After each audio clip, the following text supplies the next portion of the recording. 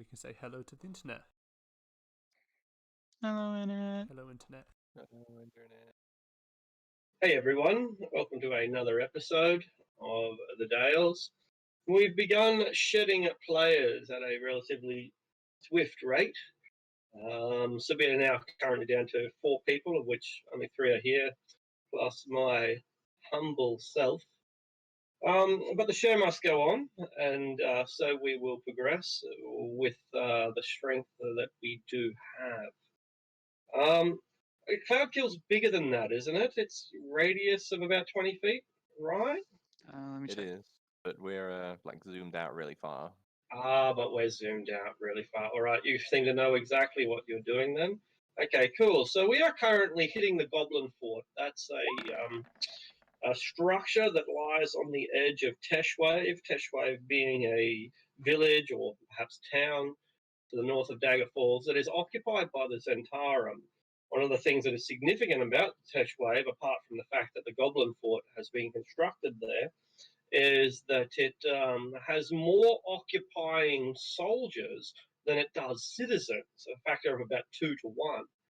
1,000 people live there, 2,000 soldiers in very approximate sense.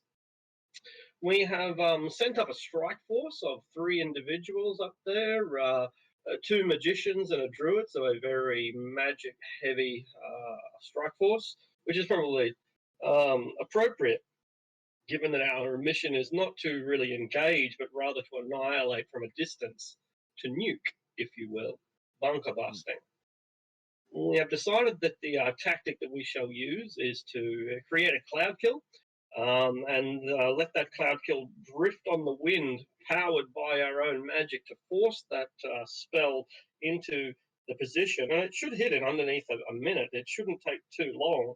And we are hoping, or we were hoping, that the inhabitants of the Goblin Fort would not be ready for our assault when it came. It seems that we might have been a little incorrect there. We might have made some assumptions that were not entirely true. For immediately after summoning this spell and beginning what is indeed a good plan, we discovered that the hunters are the hunted. A defensive measure has been installed here, one that we don't yet understand, but we have come under assault by an Oni, an ogre mage. This ogre mage was invisible and flying at the same time, which strictly speaking is kind of against the rules, but Oni don't give a shit. He's breaking the rules. That's what it means to be a villain. So we are in a spot of trouble. What seemed to be going to be an extremely smooth and effective assault has become quite complicated indeed. So we shall begin now. I wish I had have taken a few more minutes because it looks like I've got to give my first instruction to my maid already. I had anticipated that there would be some interruptions, but maybe we could pause the internet briefly so that we don't bother our humble viewers, and we will resume programming momentarily. Yeah, I'll just You can always mute edit the- this bit out. Yeah, I was going to say I'll just mute all this volume and then I can see it in YouTube and delete it. Very good.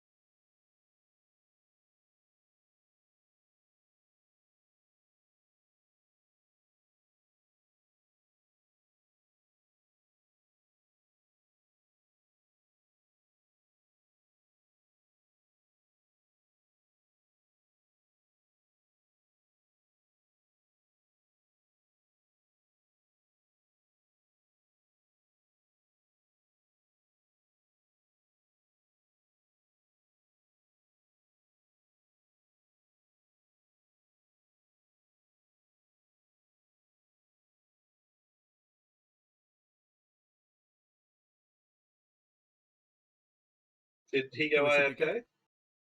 Oh, good. It took Hello, me it took welcome me back. longer than usual to click 3 buttons. I see. All right. So we can now commence with this assault. The cloud kill is drifting in the direction towards the goblin fort. If it strikes the goblin fort, it's likely to kill all it comes into contact with. The alarm has not been set off yet, or we assume that because there isn't goblins by the score running out to provide some aid. Um, Edwin is most likely on standby, ready to evacuate us if things go awry. If our plan does go awry, we will be facing hundreds, indeed literally thousands of troops, and that will mean at best capture, if not death. So got a 16 on that con save. Very good. If we scroll up, we'll be able to see how much damage it was. 36. 36, so half that will be 18. I'm not sure if he was in, well, I guess we didn't specify whether he was in some kind of animal form. So for simplicity's sake, we'll assume that he wasn't. He might have been as a field mouse, but then that would chew up one of his wild shapes, and we'll know you need to chew your resources unnecessary. So the cone of cold strikes you. It doesn't kill you. It turns out that your belief that he was going to turn invisible is quite accurate. For he does it again and immediately vanishes from sight. Shit.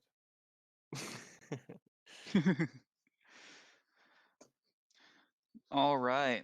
So at this point, I'm going to cast Greater Invisibility.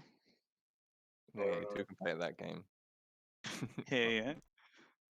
Are we acting? If we're not acting in Don't- initiative, don't- I don't- just don't. noticed I have Fairy Fire. Oh yeah, that's... Could I just cast Use that? all his resources. We Yeah, are yeah, initiative, yeah. yeah. So Okay. Raz is going first. Roz, you can't use greater invisibility. It's also a concentration. Is it? Fuck. Ah, it this is actually, turn. now I think about it. Okay. Then see invisibility with my Rod of Alertness. Well, that will work, and you will be delighted to know that he is right behind you. He has teleported, or not teleported, but flown down. He flies pretty damn fast. He was 60 feet up in the air. He has flown down right beside you, and like an Iatsu master, like the ninja that he is, he has silently descended. You can imagine our heroes looking forward as this tremendous ninja, who should be size large, so I'll make him a bit bigger, descends behind us with his katana and Wazakashi drawn, ready to execute. All right. So I'm not good in melee range. I So don't think any of us are, apart from Edwin in animal form. Misty Step. Is Misty Step concentration? No. No, but no, it's it's a bonus instant. action spell, and you've already cast a level spell. Is it? Wait. Yeah. If I so me casting it with the rod doesn't matter. Yeah, it still counts as a spell, yeah. Okay. Then Sorry, I'm the resident wet blanket today, evidently. No, that's great. A bit of rules lawyering. The only tips his hat at you. okay. Well, I'm going to just fireball him then, because yeah. All right. Well, we'll assume that you place a fireball in a position that does not hit you and the rest of the party, though you may, if you wish, target the party as well as the Oni. Hold my beer. All right. So you drop your fireball and create a scorched earth. Yeah, pretty much. Brilliant. And he is not expecting it. He doesn't realize that. But wait a second. You did see invisibility, so you can't do the fireball. Yeah, that's right. Oof. I thought he said Firebolt.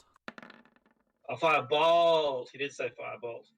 And he goes ting and blocks your firebolt with his katana because he is a fucking ninja and a samurai at the same time, which is kind of historically inaccurate, but he is.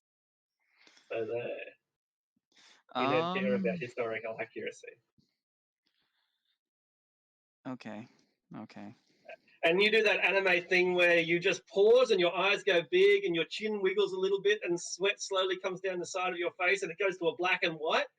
Oh, and there are speed lines but nobody's moving.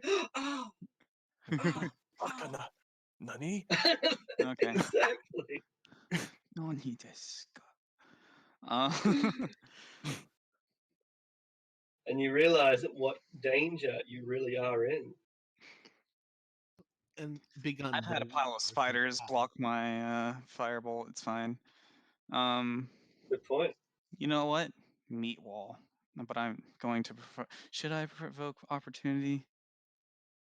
Nah, I'm not going to. Just go. Alrighty. Edwin Greenway 2. I'm also going to call out where he is right now. He's Or they right can in see front of me. exactly where I fucking shot my firebolt anyways. Yeah, and they'd see the Change ting course. as it bounces off, so they still can't see him, they'll still be at disadvantage, but they know the square that he occupies. And I guess I will take the time to do a fairy fire over the spot he was indicated then. Alright, he twirls and pirouettes and dances and attempts to evade your fairy fire. But he is caught up in it, and thus he glows. And he says something in Japanese or Karaturan, which might amount to, "You are a respectable opponent. I see that I have my work cut out for me." Then I guess I will bonus action turn into a scorpion. Very good. You are bonus scorpion. I don't know how to do the transformations like for the character. I think if you just drop it down from the, it's under pets and companions, I think. And if you just drop down Druid Giant Scorpion on top of your token, that should take care of it. Because it's a large creature, you'll be able to put yourself into base-to-base contact with him if you want to.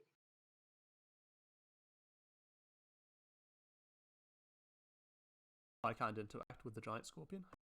You can't interact with it, of course. I'll give you permission. That would make sense that you cannot. All right. Nubile Drake Seeker is now able to drop it down. That's the way. Perfect. Dahlia, you are also doing the anime sweat face.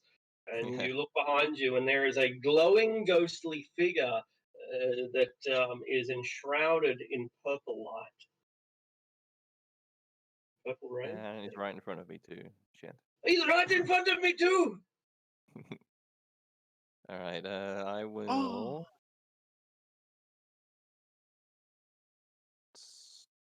Wind cast haste on the scorpion and myself. I think it's important that I get that AC boost. Living dangerously. And I guess hope he doesn't decide to attack me. He decides to attack you. Shit. Alright, so you remain where you are after casting haste? Does it give you a free action or automatically? Like, straight away? So. I think so. It does. Yeah. In which case, I would use my haste action to disengage and move away. Brilliant. Good idea. Which would be, I guess, I'm hasted, so I've got increased movement speed, something like that. Yeah, something like that. As we mentioned, these proportions are inaccurate. So I guess our Scorpion and our Oni probably shouldn't be as big as they are. I hadn't thought of that, and as a result, I'll shrink them down to a more manageable size. 20 feet wide. Yeah, it'll be a little bit confusing. It doesn't matter anyway. We have some concept of what's going on. Okay. Theophilus takes his actions, and the speed with which he moves are quite phenomenal. He has magic weapons. I forgot that he is an Iatsu master. It doesn't matter because he won the initiative anyway. He has not yet been injured. But the speed with which he attacks is quite phenomenal.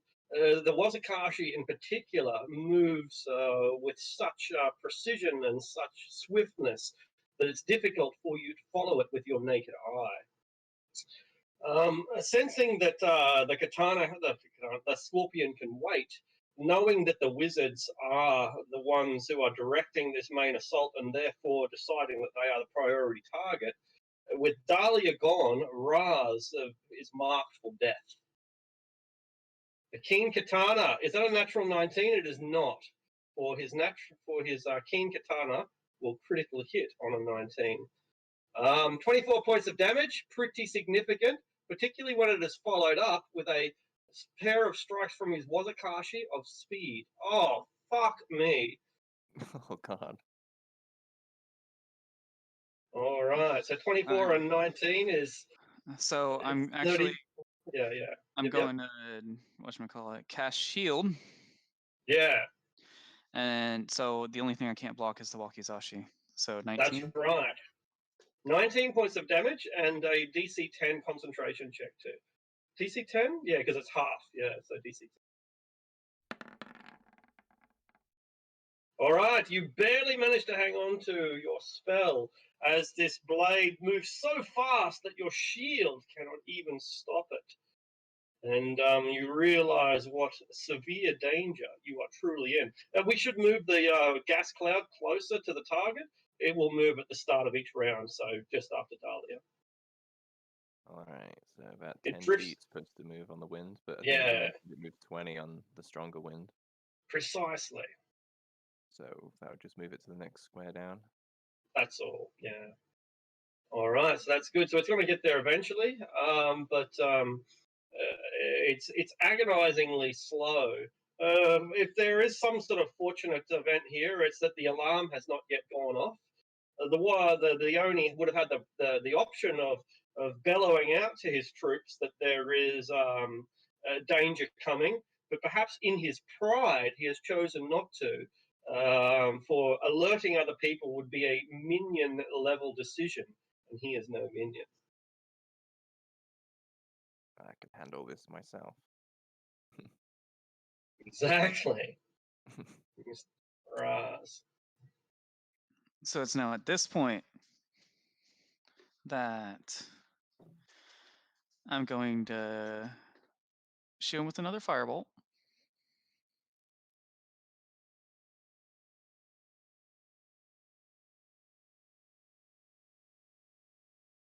And I think because the fairy fire would be a flat roll, wouldn't it? Oops, double 17. Nice. Yeah, it's a 17 hit. He has a C invisibility, so it'll be an advantage roll. Yeah. Does 17 hit? Yep. Yeah. Sure does. It sure does. And oh no, was it? No, it doesn't actually. Shit. Oh, not quite.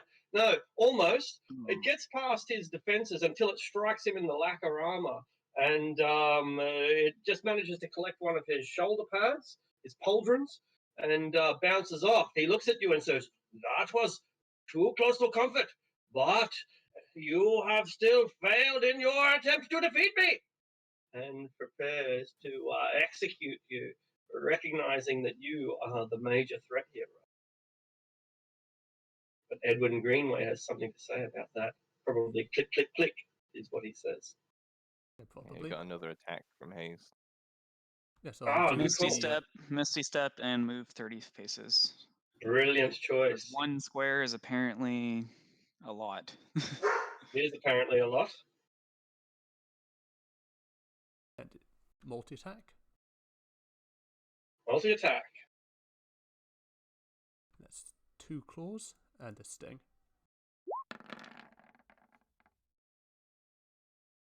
Okay, the claw will hit, grappling him.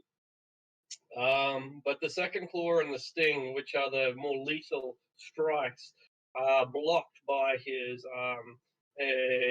defensive measures. It does, however, immobilize him. That's what the grapple will do. And so while it is the mildest of mild injuries, it puts him in his place and will prevent him from targeting the wizards instead, making it ultimately an excellent decision and good circumstance. You got another attack from Haste as well. Sure do. Right, so I'll try a sting again then. Sting is the better choice. Ooh, 22. All right, and so your sting drives straight through his chest,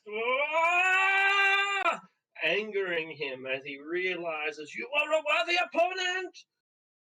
Chitter, chitter, chitter. Chitter, chitter, chitter. It turns out he is not immune to poison in any way, shape, or form, and thus he makes his Constitution saving throw. I'm actually surprised by that. Indeed. Yeah, their defenses are good, but they are not immortal.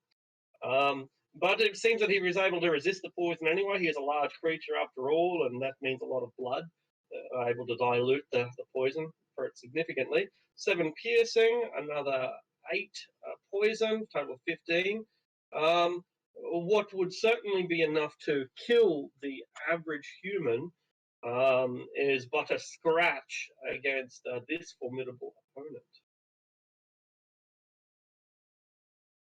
All right, Dahlia, now you have the choice of either sticking to the main plan and powering that gas ball towards its target, or facing the more immediate opponent and adjusting your strategy on the fly.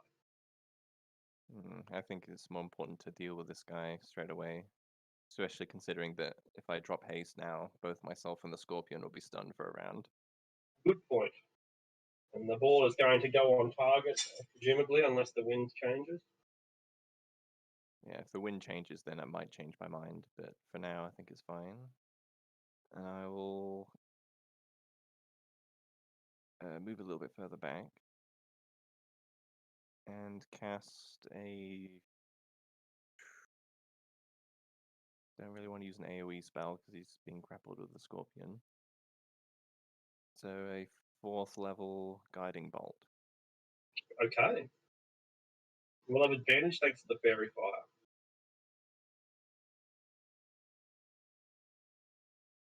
Oh, so it needs 2 attack rolls. 27. And guided as you are by the illuminated figure, his invisibility proving to be basically useless once he is outlined, you strike him for what is a significant amount of damage, all of it beginning to take its toll on this formidable enemy. You said 1st level or 4th level? 4th level. So 30 damage. Oh, sorry, I didn't see the higher level cast. All right. Nice. Oh, not at all, actually, yeah. Another, I didn't check that. It's like 30 points of damage. Yeah, it is. It's, and now it is his turn to be shocked. I did not realize that you were such a formidable witch.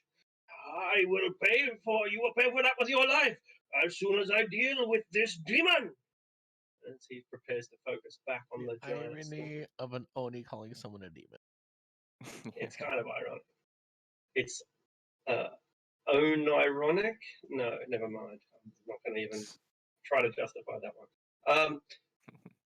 So the drift globe. Let's see if the wind changes.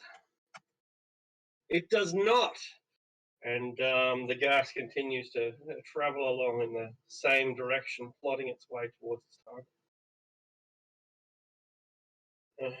The enemy then attempts to chop off the claw, or maybe he sticks these 2 blades in there in a cross fashion, and then wrenches them open the way, like using them to lever his way out, as he makes his multi-attack on this giant scorpion. But first, he regenerates. Damn it. Does he become David Tennant? Maybe. Boo. I think he becomes Tom Baker. It's like more classic. All right. So the katana is not going to strike. It's your shell is as hot as steel. Oh no! That last that'll one hit. hits. But only just. Only just. And it's a mere scratch on your claw. Certainly not enough for him to break out. It seems that I may have to change my tactics. fairy fire's gone. Ooh, so it is. Oh, And he is once again invisible.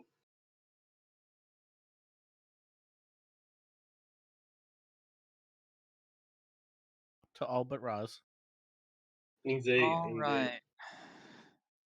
well, this Can I still see him? Sure can. He has not moved because the grapple is not allowing him to. Okay, He's I can't see still, him on my map, but I guess he's still. No, yeah, that's right. I invisibility him. For the sake of our audience, we'll return him. he's still illuminated by my guiding bolt as well. So the next He attack is. has Good point. advantage against me. And is the fairy fire still active? Oh, it just went Oh, off. No, yeah. it just got cancelled. Yeah. Okay. So what any respectable sorcerer would do in this situation? And fireball. Teleport. Oh, fireball. Right. I can't teleport yet. Wow. I thought you said respectable. Ooh, shots fired. Fireball.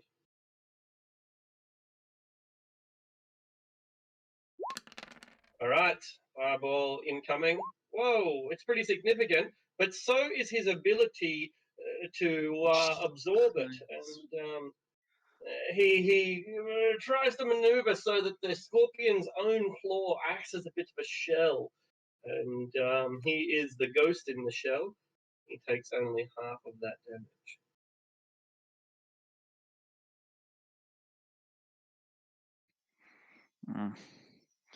All right. I must admit that you have weakened me more than I had anticipated. Edwin Greenway. I'm also going to take 30 steps, but it's weird how to do it. I'm trying to figure out how I would do it. You can hold the Alt key, and that will move you half a square. I guess he'll do his attacks with disadvantage. Because Oni is invisible. Yeah, he will. That's right. Yeah. Hold the Alt key while you move your dude, and you'll be able to. That's it. Alt him halfway. Yeah. Oh, the first attack would have advantage though from guiding bolt. It would too. Okay, It so would a too. 22 then. 22 will hit. He will. Oh, he's already grappled with one, so I guess it doesn't really matter. But he's still grappled, so 10 points of damage. The 18 will also, but the 10 won't hit. 18 will hit the 10 one. The first one hits. Second one does not, and then the third also does not. Oh yeah, haste action. I'll sting him. Brilliant.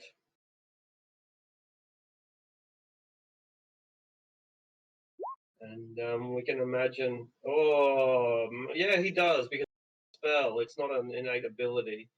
Or it is an innate ability, but it's still a spell, a will spell. Whereas the flying is part of his movement. So he had did to it make drop? it on my attacks Yeah, it would. and No, on his. No, Debbie's right. The invisibility would have had to attack. It's not greater invisibility, so he will have been visible this whole time. It's a mistake of mine. So which means the 18 hits for another extra 10 points of damage, and this. I'm losing touch now, so I'll put in the extra 10 damage from the second claw, which hits. The other two miss. 6 and a 5. And the other two missed. All right, the other two missed. Well, that does make it fairly easily. So I can imagine him getting crushed by the scorpion. Ah! And then the other one comes in. Ah! He's being double crushed. Ah! I cannot be defeated.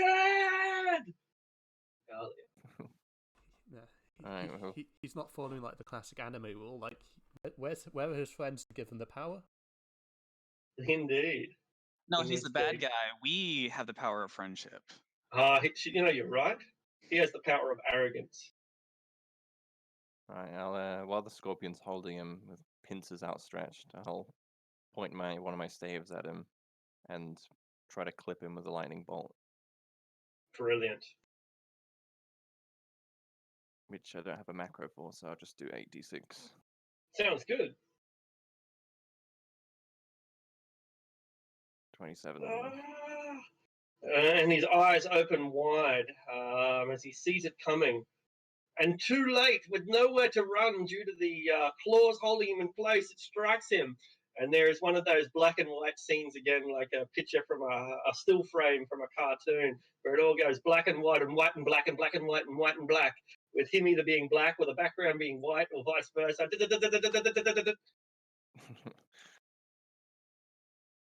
All right. Bring pain to all and humiliation to the Oni. He is getting very weak at this point. He was always weak. Whoa! You watch Savage. as the wounds regenerate, but not the wound from that barb. And I was gonna say that's some pretty hefty cutting words there, man. not bad. Not even a bad. And indeed. At this point, he concedes that the battle is lost, and so he lets out, "Warning! The enemy has breached our defenses!" and alerts the camp to your presence before doing a move that one may describe as tactical and sound or cowardly, depending on your point of view. He turns into mist. Cheeky.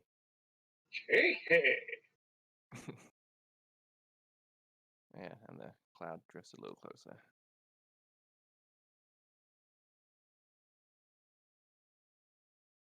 Strangely enough, the token isn't coming up. I'm putting a little like dot on it, but I can't see the dot. Is it appearing for anyone else? The blue dot? No, it Yeah, isn't. it is. Yeah, it There it is. is. Is it? Oh, it's not for me. I don't know. Anyway, must be a graphical error. So he is now in a gaseous form, taking his magical swords and armor with him. Being gaseous, he is able to slip out of the grapple. It's no longer going to catch him, and he flies away at a tremendous rate of 10 feet.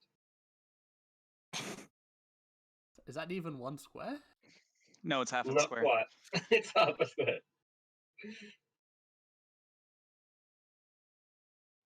I mean, he's not Right. immune to Alright. damage. He is Yeah, not just immune to saying. damage. That's something that Raz wouldn't understand. It's a magical effect which has been severely gimped in the modern edition. I'm trying to. So he has advantage on those saving throws, right? But it doesn't count as resistance. Does that make sense? Resistance to non-magical damage. So yeah, that's right. Magical damage will still be. Yeah, yeah. Yeah. Well, there you go. Resistance to non-magical damage. Okay. How do you like sting a cloud? Yeah, I guess you dissipate it. Like maybe it's the wind that you generate with your stinger. that Maybe it knocks should You be like like a higher level if you spell. separate the mist cloud, you'd like rip off his arm. Yeah. So- Cassia Yeah, form well, is a kind of shit spell. Like it doesn't even really do its purpose. Yeah. Like, you could say, well, it's useful for teleporting or moving through cracks. And I can do that with Misty Step. Anyway, who cares? It's not a great spell. Ye old faithful.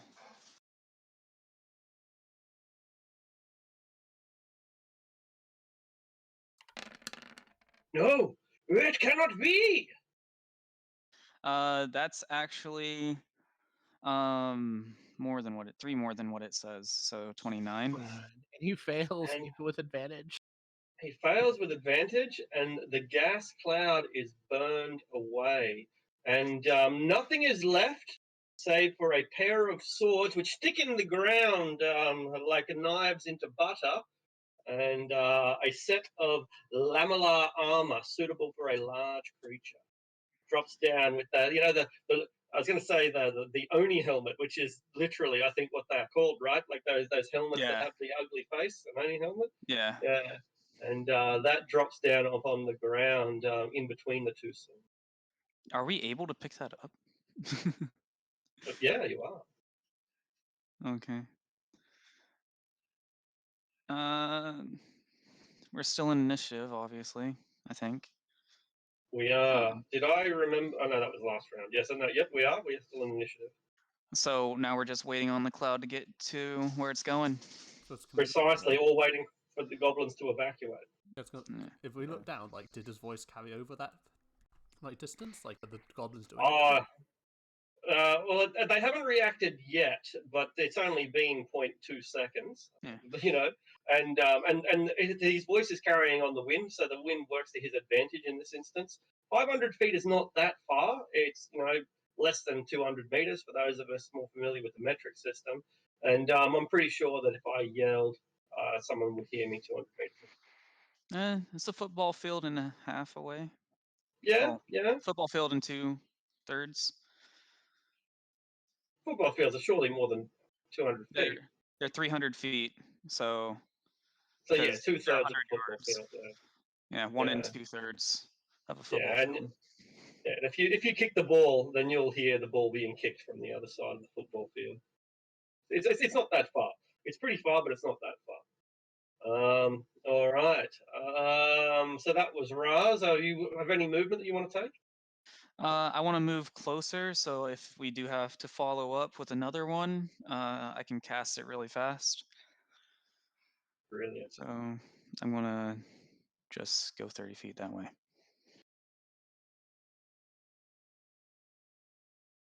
All right. So what's the terrain like? Is it like lots of bushes and things, or is it like open plains? It's fairly open. Yeah, this is agricultural country. It was probably it's probably farmland actually. So you might be standing knee deep in corn and wheat, and which only makes it an even more anime scene. There's nothing more animated except perhaps bamboo, and it's not bamboo. Yeah. So yeah, you're in a field of wheat and corn and barley and oats. A wheat field samurai fight is like as anime as you can get. Precisely, and then with that in mind, if they haven't yet noticed the fight, then maybe they're noticing the fucking wheat field on fire. Maybe they're noticing that. Maybe. Maybe. So I had a Does the feeling goblin have a Uh, window? the Oni didn't leave a body, so it wouldn't even work. Edwin can put on his armor. It's like, it's okay. I'm okay. Okay. I was gonna summon like a pack of wolves to like eat at the body, so when the goblins come up, they're like, "Oh, I guess our boss got killed by wolves." Yes. Yeah. Would they know that he doesn't know fire magic, or he might know fire magic? Would they know if that he wouldn't? We can only speculate. Hmm. The goblin pulls out like the player handbook. It's like, Onis don't do that. That's not right. But wait, this was a Oni boss. Is he a special character? Onis don't have magic weapons and magic armor. Anyway, so I want to make Edwin sure we grab Scorpion that. hands. Yeah, good idea. It's heavy, but it's still good. Massive sword. It's like it says katana, but it's really one of those. What are they? Nadachis? Yeah. Yeah, the one that are like bigger than a person. Yeah. His wakizashi actually sounded like, because wakizashis are usually like not the size of katanas, so the wakizashi sounded like it's a katana because it said two-handed weapon. Precisely right. Yeah, that's exactly right. Everything is scaled up in this instance. Even the map. Even the map. Edwin Scorpion hands. I think he'll move up with the that's loads of feet. Yeah, dash, like move and dash, so he can be like closer. Tick, in tick, case tick, tick, tick, something tick, tick. Absolutely. His 4 appendages scurrying along while his frontal claws lead the way. Dahlia Al Hadid. Right, I will use my hasted movement and my haste action to move up quite a significant distance. And I'll cast Control Winds with the Cloud Kill in the corner closest to me and have the winds blow as strong as they possibly can towards the Goblin Fort. And in so doing, drop haste and stun myself and the Scorpion for a round. Brilliant. So, all right. So You would drop, but you would drop the spell before casting the next one. So that's going to stun you immediately, and you won't be able to cast the spell until you recover. I think that's a correct ruling. Let's see what Debbie thinks. Do you think that's how it works? I'm not sure. I think with haste, it's not an actual stun though. That's true. It's not an actual stun. That's true. You merely, I think you're right. You merely lose your action. It's not. You're not actually stunned. In which case, it would work. We better. Can you type haste out so we can press the haste button and we'll have a look at it. There it is. Cool. So willing creature, blah blah blah, blah blah blah. Action can only be used when the spell ends. The target can't move or take actions until. So casting a spell is an action. Oof. All right, So, then I yeah. guess I'm just gonna have to drop concentration and. One thing you T-pose. could do is you could drop concentration not on your turn, but rather drop concentration on Edwin's turn, and that would mean that, but that, yeah. So yeah, that's a bit gamey, but you could do it. And then it would instead stun Edwin, and we'd have to move him back. But then you would recover at the end of your next turn, rather than being stunned for basically 2 turns. As I said, gamey but legal. Mm. Well, I guess hindsight is 2020. Sure, excellent. Hindsight is indeed 2020. If I did know that, I would have done it. Yeah, I don't mind if you. I don't mind if you retcon. It's not going to bother me. And indeed, the battle is over, and so it's a little bit superfluous anyway. Although 1 round might make a big difference in this instance, it may. All right, we'll go with that. Assuming that you want to do that, and we'll move Edwin back, and because he will be stunned. So he's still back like here or something. And you recover at the end of your turn. Okay. All right. Cloud kill direction. Keeps on drifting towards its destiny. But the alarm does go up. Horns do start blaring, and there is activity, not just within the Goblin Fort, but also within the Knoll Pit over here. The Knolls, they start making those hyena laughing sounds and chuckling and scrambling. No one comes out yet, though. No one actually comes out. They are merely scrambling and active. There is some amount of activity and recognition from Teshwave itself, but given that the sound takes longer to reach them, it will indeed take a couple of seconds. They haven't yet acted, which probably doesn't actually surprise anyone. All right.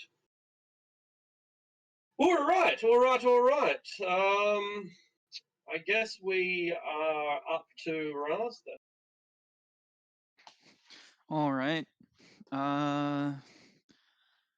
I guess I'll just keep on running, but I'll go 60 feet this time. So, am I able to go completely diagonal, or is there a rule against that? Yeah. No, okay. We ignore Pythagoras, and he rolls over in his grave as we do so. Okay.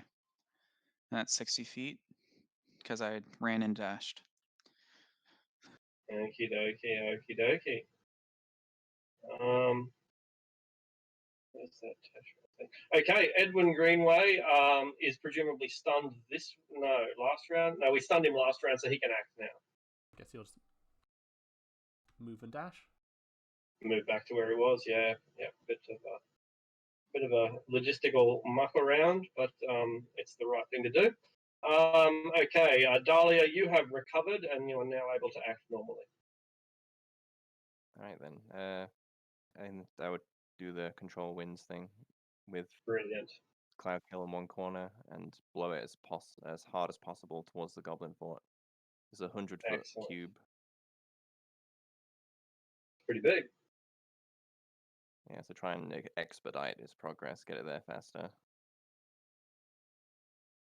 Okay. Blowing with strong winds, how far would it go? We'll double it again. So instead of being 10, it becomes 20. Instead of being 20, it becomes 40. So it's starting to move really swiftly at this point. Okay. go down to that one, and then down to that one again. Still going to take probably a minute or two for it to hit, even at this pace. All right, that's unfortunate because the goblins begin pouring out. There is chaos in the goblin fort. No, they don't come out. They are locked in. They're locked in. And so instead, the goblins start hammering at the windows, hammering. They're not yet at the point where they are going to jump out of the windows. They don't, have that sense of urgency yet. But the whole place is shaking and shimmering and shuddering.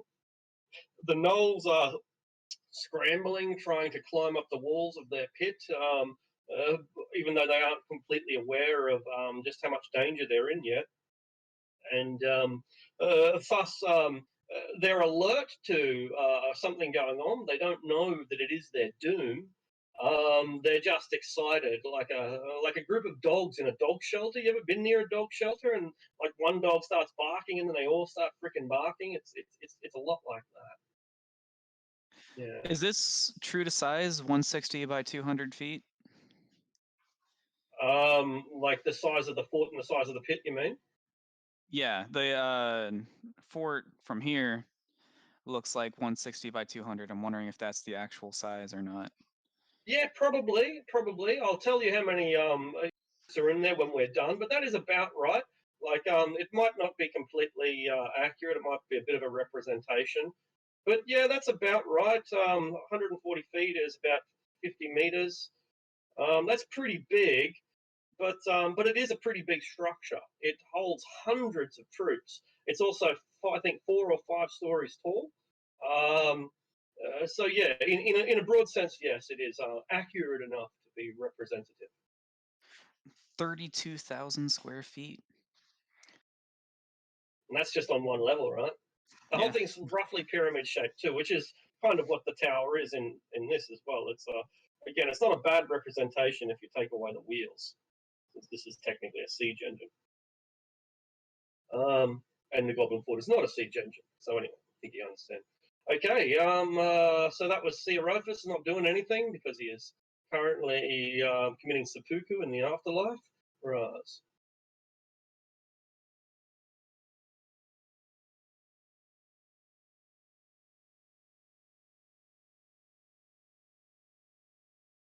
Wait, is it my turn? I think it is. Yes. Oh, okay. Just going to dash another 60. Brilliant. Edwin Scissorhands. You'll try to keep up then. Excellent. Dahlia. I'll move up as far as I can. Probably only about there. Mm-hmm. And just keep the winds blowing. Keep pushing it. Keep on blowing. Keep on trickling. All right. The wind maintains its direction. If anything, it begins to speed up a little, but it's not noticeable with the extra gust we've given it. So moving at 40 feet means that it's still well and truly on target. The alarm goes up in Tesh Wave, and the forces begin to mobilize, but it's going to take them some time. Even if their horses are saddled, they're still going to have to mount their horses and get them out of the stables and so on. But if I take us briefly back to the other map of Tesh Wave, you'll see that we're really not that far away from the town itself. This is representative, of course, but the dimensions are accurate, more or less. So, like, if we assume people coming from the drill yard, since that's where the majority of the forces are, you're a bit over 1,000 feet away. Horses move, they dash at 120 feet. So yeah, it's going to take about a minute at best for them to reach. And if all things go according to plan, the gas cloud will have hit the Goblin Fort by that time. So, I'm going to be moving out already. yeah, it looks like it's going well. So we'll try to keep this going at as a swift pace in game as we turn again to Raz. I'd also call out to you, Raz, to stay close to me if you can, so that can teleport away once this hits. And when you do teleport, you'll be leaving behind the mountains. right? Because we Leave him didn't behind pick what? them up. We didn't pick Oh, up yeah, his we sword didn't. or his armor, did we? No, I'm. I can teleport us to his You sword to pick that two. up. You can only Good bring point. one person with you, right? Yeah, but Edwin Take could turn into him a bird or something. because I can also turn into a bird, but I don't know if he can. I think it'll be faster if he just goes through the portal, because I can polymorph in the same time he would. Well, he takes him a bonus action to transform. Good point. Isn't that why he's like he can like transform polymorphs? Then we can just all fly off. Okay. I guess we'll figure it out. Either way, we should stay close. Yeah, I guess I will wait a turn. Alrighty. I thought someone picked the swords up. No one picked the swords up. And claws are not really good for picking swords up Yeah, anyway. that's why I left them. Yeah. If that's fair. That's fair. You know what? In the meantime, I'm going to cast Smelf's Minute Meteors, just in case. Yeah, sure. Great choice. Edwin Scorpion Hands.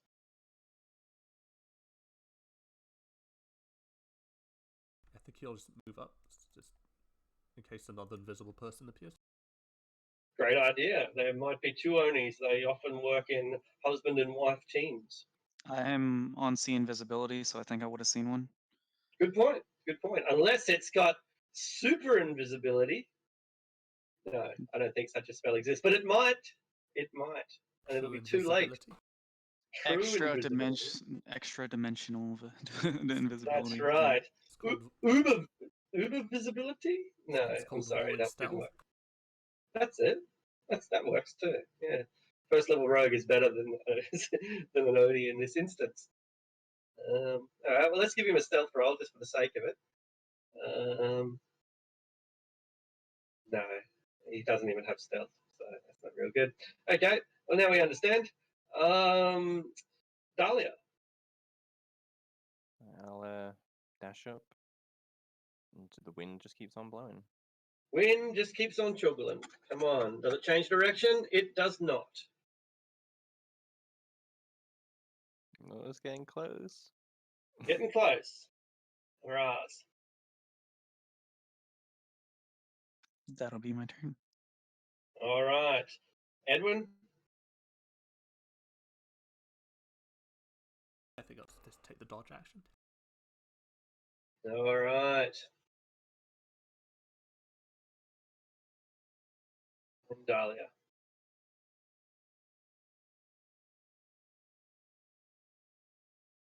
Move up a bit. I'll just check some distances.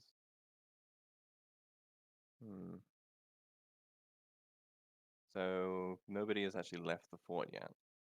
Nobody's left yet, but since you mention it, the doors are shaking. Bash! Bash! With a sort of force that no goblin could possibly master. And they're shaking from within. Move the cloud Like they're trying to get out? Like something's trying to get out, but it can't be a goblin. A goblin could not possibly muster that amount of strength. That's disconcerting. Well, just keep to the plan. I'll dash up the rest of my movement speed and keep it on blowing. Alrighty. Let's see if it goes the right way. It does. It almost blows off course, but then like a southerly blows up, and then the northeasterly is stronger than the southerly, and it just keeps chuggling towards the direction it's meant to. Meanwhile, something within the fortress smashes at the walls. Bash! The doors shake, but they still don't break. Raz. Did Edwin have a chance to move? Oh, I dodged. Yeah. Oh.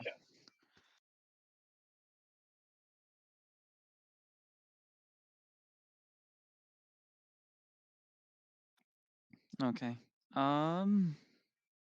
Yeah, that'll be me. All right. That will be you. Oh, then it's me. So now, yeah, I forgot I need to be very close on this battle map. So I'll move closer to Dahlia. Alrighty. All right. damn it, this thing. Anyway, never mind. Okay, so that was Edwin's go. Back to Dahlia.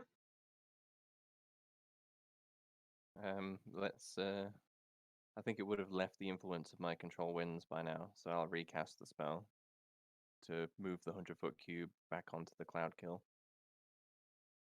and keep blowing it. All right. Should I move? Yeah, let's move up to here next to Raz.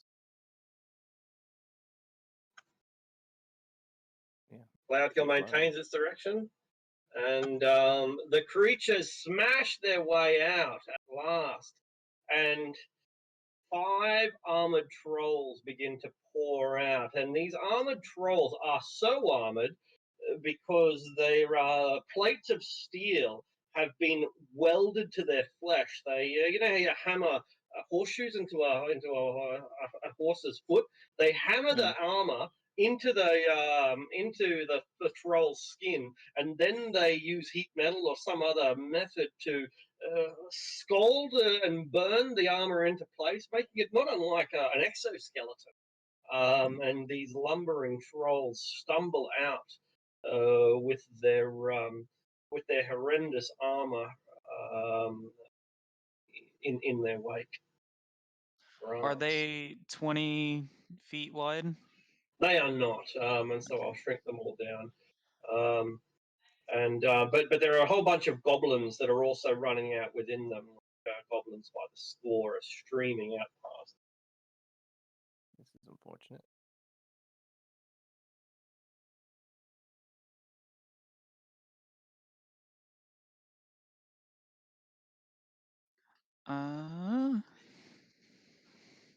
It's not close enough yet. All right. I think next turn I might be close enough. So yeah, no, I'll wait. All right. Edwin? Move dash.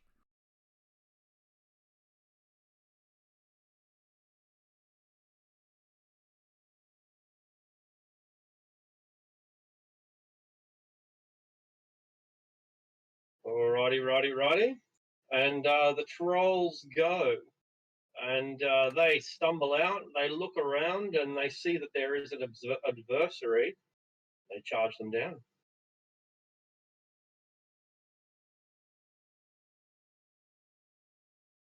Dahlia. Okay. Move a little bit.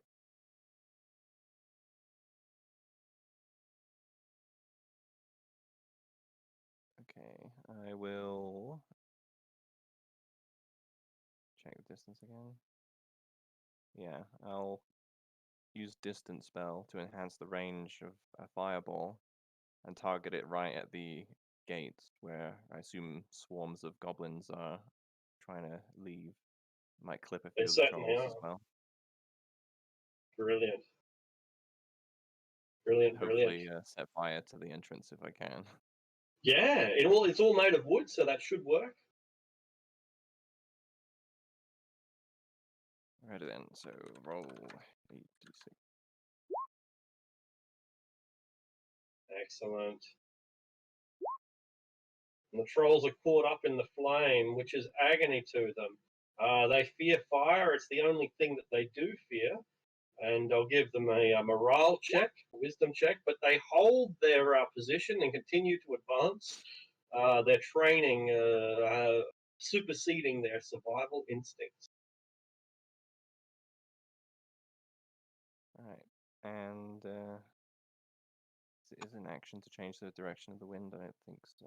It might be though. Yeah, I think it is, yes. So I will just let it keep blowing the way it has been. And the wind strength picks up in the direction that you want it to, giving it an extra 10 feet of movement. It's Nice. it's now practically cyclonic, the strength of the wind that is blowing this gas, the direction we want it to be blown. It's because of the hot air it's generated from the fire. Ah, that's what it is. It sucks it Yeah. in, right? Yeah. Science. Science or arcana. They're the same thing. Science is just magic. We know how it works. Precisely. I think Arthur C. Alright. Clarke said something like that. Should hit in the next turn or two then. It's really close now. Yeah. Alright, Raz, the plan is going well, although it's the forces are starting to pour out by the score, maybe even by the 100. And if they catch us, they will rip us to pieces. Why are they leaving the fort? I guess I'll fireball right here. Bam. And I'm also going to expend 2 of my minute meteors as well, Brilliant. which do 5 radius at the same thing. So I want to put it one right here in between these two, Uh-huh. and then one right here. Well, right here. So it hits. I don't know how much 5 feet would actually do. Oh, they take up 10-foot squares anyway, so Okay. not a lot. It'd kill a bunch of goblins that are running between their legs. All right. Okay, so 1, 2, and a wisdom save for morale. They're holding their morale at least. We'll give them that. They're willing to die for their cause, and die they shall, for you've taken away more than half of their hit points collectively, and that's before the meteor strike. Yeah. And don't so they it have is. like an actual aversion to fire too? Not in game, but that's why I am giving them the wisdom saving throw. Gotcha. Since it is the only thing that trolls fear. I don't really fear acid because I don't understand acid, but they certainly fear fire. It's a very visual and Would it be physical effect. Would it be 3 saving throws? Since Oh, there's it's all 3 part of explosions. it's all kind of one Okay. one big event. All One right. I just wanted to see what I could milk out of you. Indeed. I guess that will be my turn. Okie dokie. Edwin, look back at the corpse hundreds of feet away and the massive magical sword in the distance. And it looks like your quest to save the Archdruid will not be aided by these magical treasures. Don't worry, I have a plan. It might not be a good one, but it's a plan. And Very good. all of his spells are counterproductive to what we're trying to do here. Yeah. Like Maelstrom, like Sleet Storms, like both of them will put out the fire and dissipate like this poison.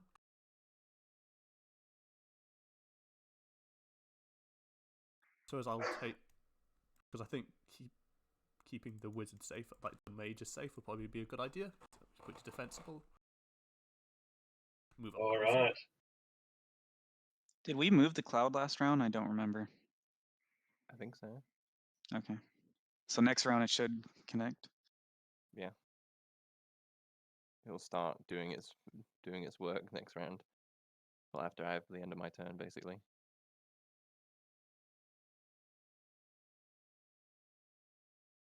And that's my turn. All right. Brilliant. Internet trolls. Okay. They charge down their opponent, but they're still not quite close enough, and not really understanding the danger of running straight into the gas. But at least one of them finds out the danger a little bit too late. Constitution saving throw, which he's pretty good at, and holds his breath. There's Didn't a nat he- and a... Oh, I had to roll damage, don't I? Yeah, you still have to roll Yeah. damage. Yeah. And it's fire damage too. No, this Well, one is yeah. poison. It's Right. poison, I yeah. thought. First one's no. poison, the second one is going to be fire. Okay, I thought you had cast it using the change type last week. No, I'm going to do that next time.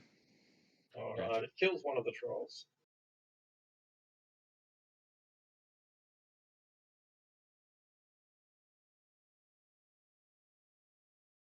Okie dokie. Dahlia.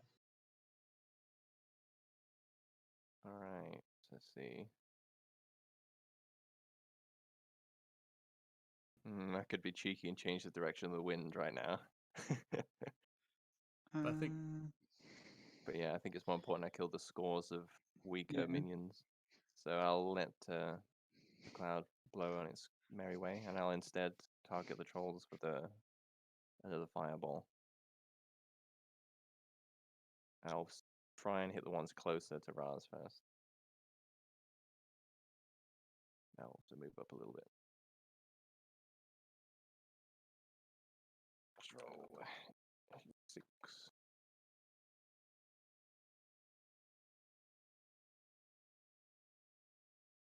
Alrighty, that's pretty damn good. And that was a fireball, was it? Yep. Yep, and the closer trolls. All right, but these trolls are true believers in Bane. They are Zentarum legendary trolls. The goblins are fucking right out. But in addition to the goblins, orcs begin to pour out of the goblin fort. The whole place is burning at this point, and no, hobgoblins come first. The orcs will come next. The hobgoblins pour out. The hobgoblins are armed, whereas the goblins have nothing. The hobgoblins are wearing splint mail. They've got a shield on their back, a long sword at their side, and longbows. When they see that the whole place is under attack, their hobgoblin warlord tells them to arm themselves and fire at will. All right, so the What cloud did Will do continues. to them? Yeah, I was about to say, why are they hitting Will? Well, because they are goodwill hunting. Tell me Will I've was one of the moved, trolls' names. I've moved up the cloud. That's where it is now. Oh no! You moved up the cloud. That's terrible. The poor goblins are going to get one strike off, and that's all. I'm gonna pull a ballsy maneuver here.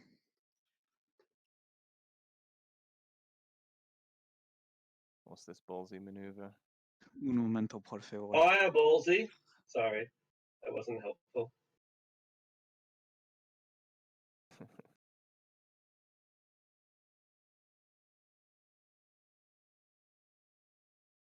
Oh, that's a big cone.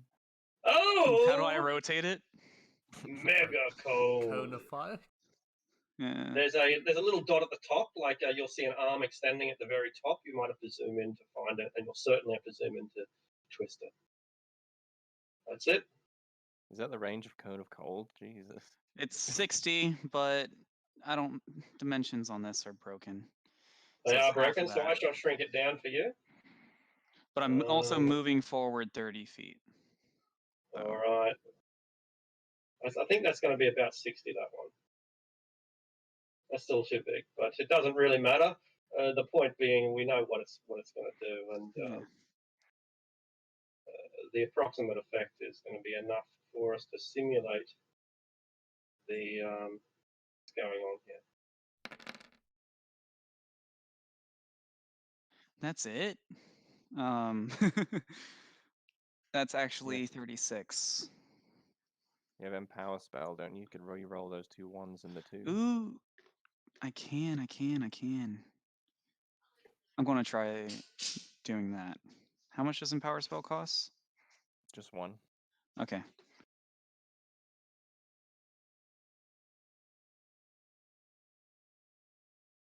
That's why I like Empower spell so much. You can combo it with other meta magics, and it's so cheap. 1 sec. I'm just reading up on something. All right. So 3d6 is what I want to reroll. Yeah.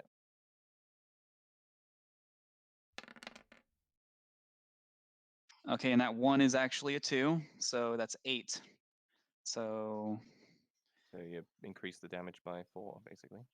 yeah, so that's actually 38 damage. All right, and that will kill them, and only one of the trolls will survive.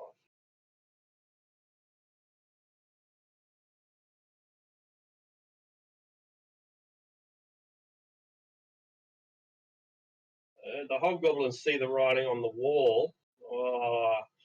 But they are armed, and so they are going to make a single strike. I had to ask. Yep. Are we going to wisdom save that last guy who just watched all of his friends die? Yeah, they've made. I think he's made enough wisdom save passes at this point. He's clearly a fanatic, and so he is a true believer in Bane's majesty. Okay, now technically there are 200 hobgoblins, but it's not like 200 have suddenly poured out.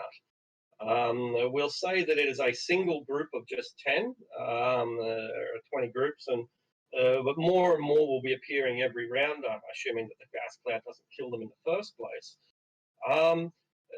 This might be a little bit inconvenient, but we will briefly turn to our battlefield rules chart.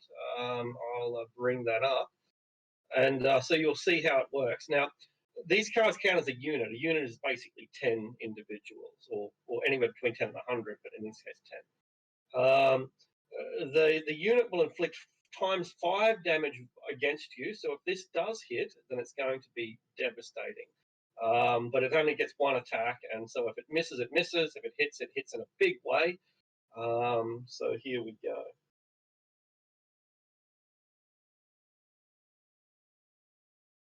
16 probably won't hit. Doesn't hit. All right, and so like this rain of arrows comes down upon you, but you see them coming and you're able to dodge and weave, and some of them just flat out miss. Others are probably consumed in the fire before they hit you.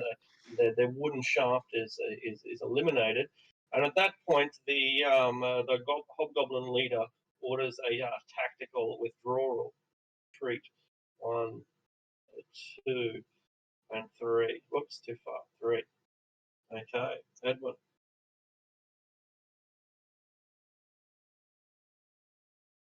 Yes, move and dash in front, and yes, yeah, that's his turn.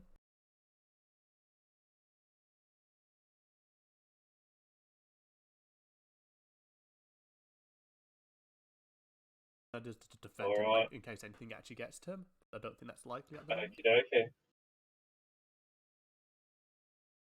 Could I move here instead, like right next to him? All right, yeah, you can.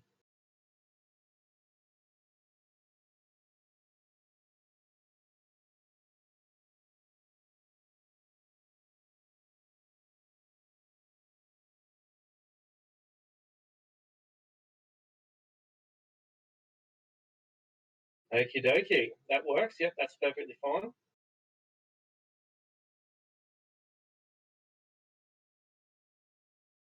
The last troll valiantly charges. Doesn't quite make it into melee range, but we'll give him points for bravery anyway.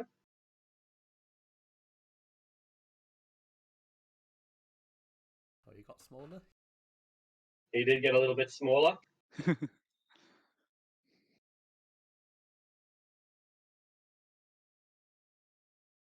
Talia.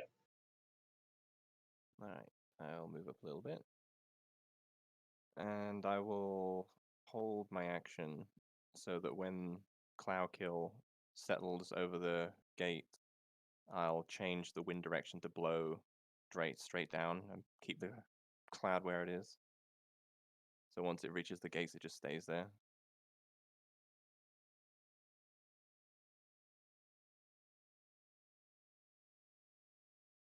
All right. So holding my action in the cloud drift, and I guess this is where the gates are probably.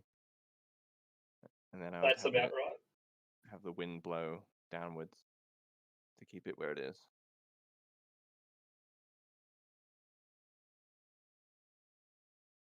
And Perfect. And that's and the gate is less than 20 feet wide, so you're able to block the thing completely, meaning certain death.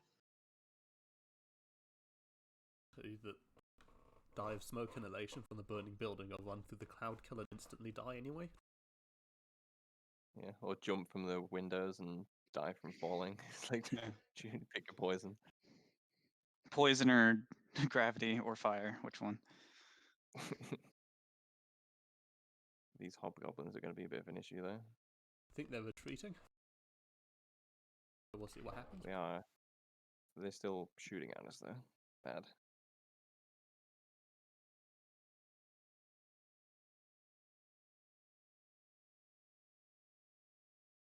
Can All Moon Druid right. cast spells while shifted? I think they can. I'm not certain on that, but I think so. I'll have a look. They can't. Can Moon Druids cast spells? No, they need a particular feat. I think it is. Maybe that feat doesn't even exist in 5th edition. I think you have to be a higher level druid, maybe. I'm not 100% certain. That might be it. Yeah, I'm pretty confident he can't. In any case, he can't cast spells, as far as I'm aware. The spells can still be maintained, but they can't be. Yeah, there we go. You have to be 18th level before you can cast spells Fuck. or wild All shapes. right. We're We're a not bit there yet. far from that one. Yeah. Here's a reveal. He's a level 20 character. And shock everyone.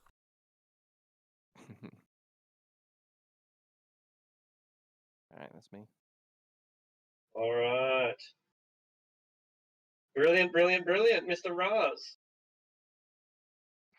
What's the maximum effective range of their longbows? I don't know how much a longbow is. Quite a lot. Really far. I'll have a look. Okay. 600 feet they can shoot. Only 150 if they don't want disadvantage, but the max range is 600. All right. I'm thinking of getting to where I can see into the fort, breaking concentration on the poison cloud kill and turning it into fire and just immolate the thing from the inside. Not a bad idea. Just have to hope we don't get pincushioned by these bloody hobgoblins. Yeah. I have a idea for that though. I have an idea as well. All right, so firstly, I'm going to run directly at old boy just for flavor. The troll. Yeah.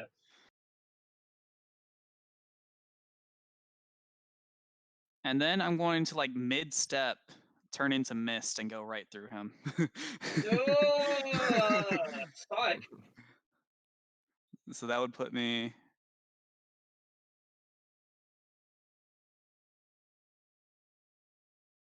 right there. All right. And I'm going to twin spell a thingamabobber. A firebolt. So I'm going to hit him in the back, and then I'm going to aim at the goblins. You misty stepped, didn't you? Yes, but Oh, that's right. firebolt Fail. isn't a Cantrip, never leveled mind. spell. So I have 5 sorcery points left. First one is at the troll. Yeah.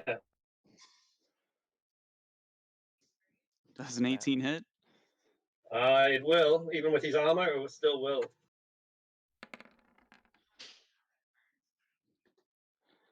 It only does 9.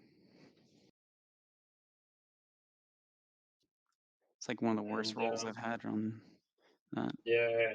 And The then marginal injury, the but other that's all. guys. At the hobgoblins. Yes, does a 21 hit? All right. 21 will hit. Battlefield rules will show us that an individual against a unit will do heroes inflict 1/5 damage. So 4 points of damage. So 5 damage. Yeah, Four that's damage. right. 4 damage. Which is enough to take out 1 or 2 of them, but it's pretty insignificant. A single firebolt up against an entire unit of soldiers, as you might expect. And so they retaliate, firing their bows before continuing to retreat. Shield! Shield will block them, and they continue to retreat. with nowhere, there's no way to escape. Goblins, hobgoblins, and orcs begin jumping out of the windows, while the ogres are too stupid. They just cower in the corner and do nothing. The building's already on fire, isn't it? It is. Yes, and we're about to do more fire. I mean, I think it might be a good idea to hold the poison, just wait for them to choose. I don't think we have the time because reinforcements will probably arrive soon. Yeah, like within the next 5 turns or so, we need to book it.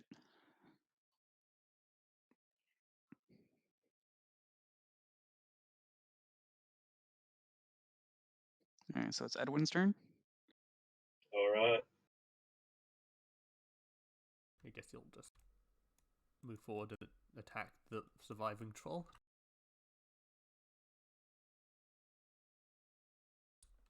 At least he turned his causes- regeneration off. Excuse me? I was talking to Raz. He turned his regeneration off at least with that wimpy firebolt. Yeah, the worst firebolt I've ever cast.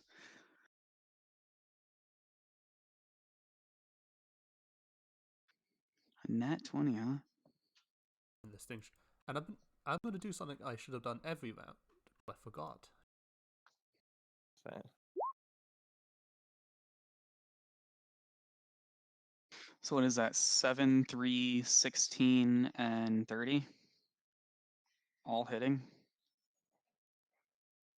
All right. Bang, bang, bang, bang, bang. What's the scorpion hitting? I can't even see him. Is he underneath the trolls or He's something? underneath Trolls. the one right above the alive one. Right. I'll just delete these. Yeah. Yeah. That's going to be enough. And that will rip him to shreds, killing the last of the trolls.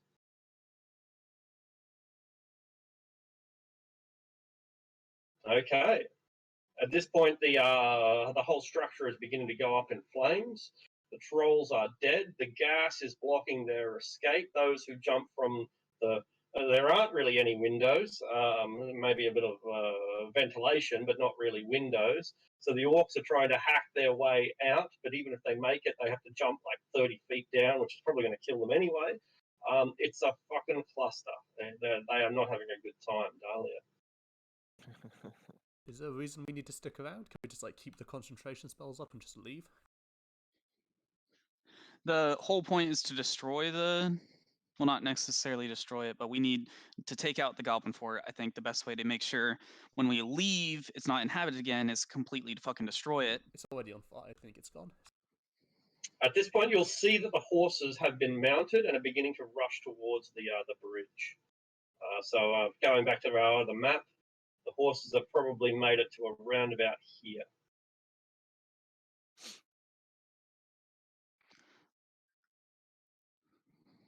All right. I can always do a fire cloud kill and keep concentration on that dimension door away with Dahlia, and then you can unbeast shape, and then re-beast shape or whatever into a bird. I was just going to use the scorpion speed, run up, grab the magic items, and just bird fly away. Do you have 2 spell slots, Dahlia, that can use dimension door? yeah, I could teleport us to the gear, pick it up, and Yeah. then teleport us away again. So you just need to worry about leaving. Me and Dahlia will grab it.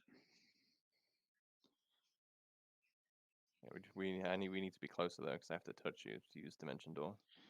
Yeah, I'm going to try to get as close to you as possible. Can you concentrate on a spell while polymorphed? I can't. I'm not going to be polymorphed. We're going to dimension door across the river.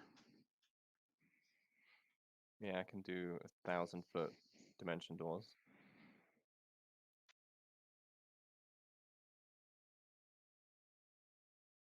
If need be. Or I'll take it back. Alrighty then, so I think I already moved. Did you already move? Can't remember. I don't think you've moved since we started like fighting the trolls. I'm not quite sure though. I think I've been moving just to like small increments. Okay.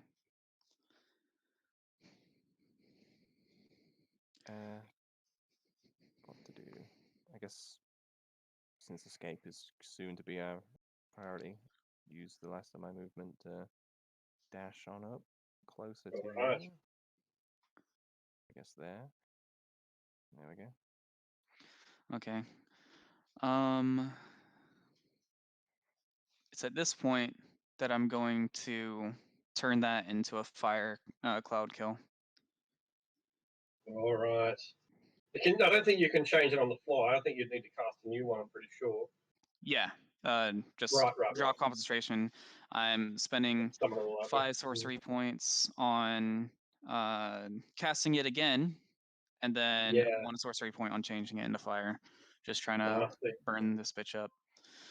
And Brilliant. then I'm going to run 30 feet towards Dahlia.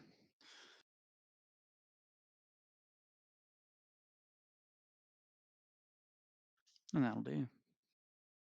All right. The plan is going pretty swimmingly at this point, and I feel like we can call this a relatively successful operation. We're not done yet, but things are looking good. Whoosh. Forming some plans that make it almost impossible for them to catch us if it works the way I think it will. Brilliant. And Can I here only- is where we learn the wisdom in having a fire exit in your goblin fort. But this was not built to health and safety regulations. And look, frankly, it's a lawful evil army should know better. I mean, I can imagine like a self-righteous health and safety inspector's like, well, what happened if like 2 high-level wizards just came and started fireballing everywhere, Right? and then all the goblins like laughing, like, yeah, as if that'll ever happen. Exactly. And the manager realizes that perhaps it would happen, but if it's going to cost him an extra 25 gold pieces to install fire exit and safety stairs, he's like, nah, I'm going to embezzle that money and spend it on 1 bottle of Elven wine instead. And obviously he knows a story where like he knows a commander who did that, and the enemies used the fire escape to get in. So obviously they're more dangerous than they were. There you go. See, it was he had a precedent. It's not his fault. And also the Zentarum funding a good escape route for some lowly goblins. Like, nah, it's fine. No, that's right. It all does make sense when you look at it that way. I mean, it's probably their plan to kill off the goblins when they're, not useful anymore. Yeah. All right. So the plan is me and Dahlia are going to Dimension Door to the gear, pick it up, then Dimension Door across the river while we rely on him to get back safely with a whatchamacallit, polymorph into like a bird. All right, and there's no need to run through that because that should work out just fine as long as you have, enough spell resources. Their longbows aren't going to reach that far anyway, and so we can consider that to be successful. And he'll throw up a pass without trace as well. But like, Brilliant. it's bonus actions a turn. So when they meet up across the river, like they won't be able to track us. Yeah. Yeah.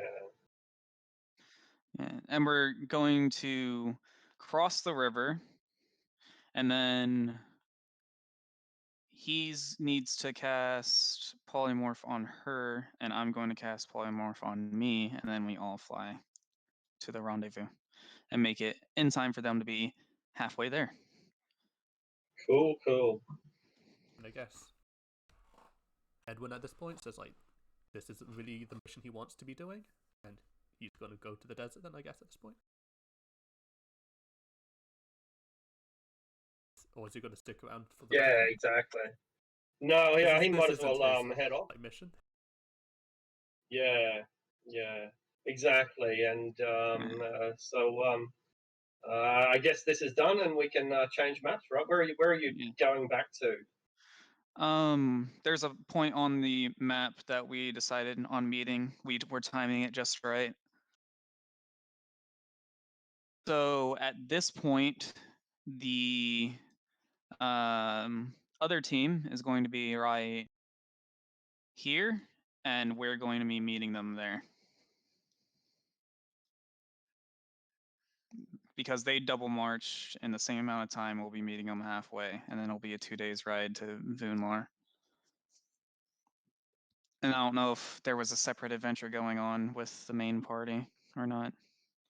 Not necessarily, because all of this only takes literally a minute, a couple of minutes, and it's not like we were coordinated to the point where this attack happened at the exact minute that the other attack happened. More likely that we were just being mobile, just moving along. So did you say that we were meeting at like the halfway point or something? We were right pinging in about on the there. map. Yeah, that's So what I in thought. one Yeah. day's flight, we were able to make it to the Goblin Fort and down here. And in one day's march, they were able to do the same. All right, and so Debbie, we will give you a single roll 5d4, please.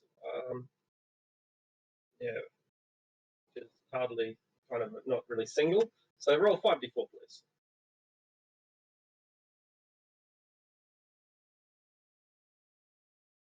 If Debbie's actually there, not sure. Might have taken a break.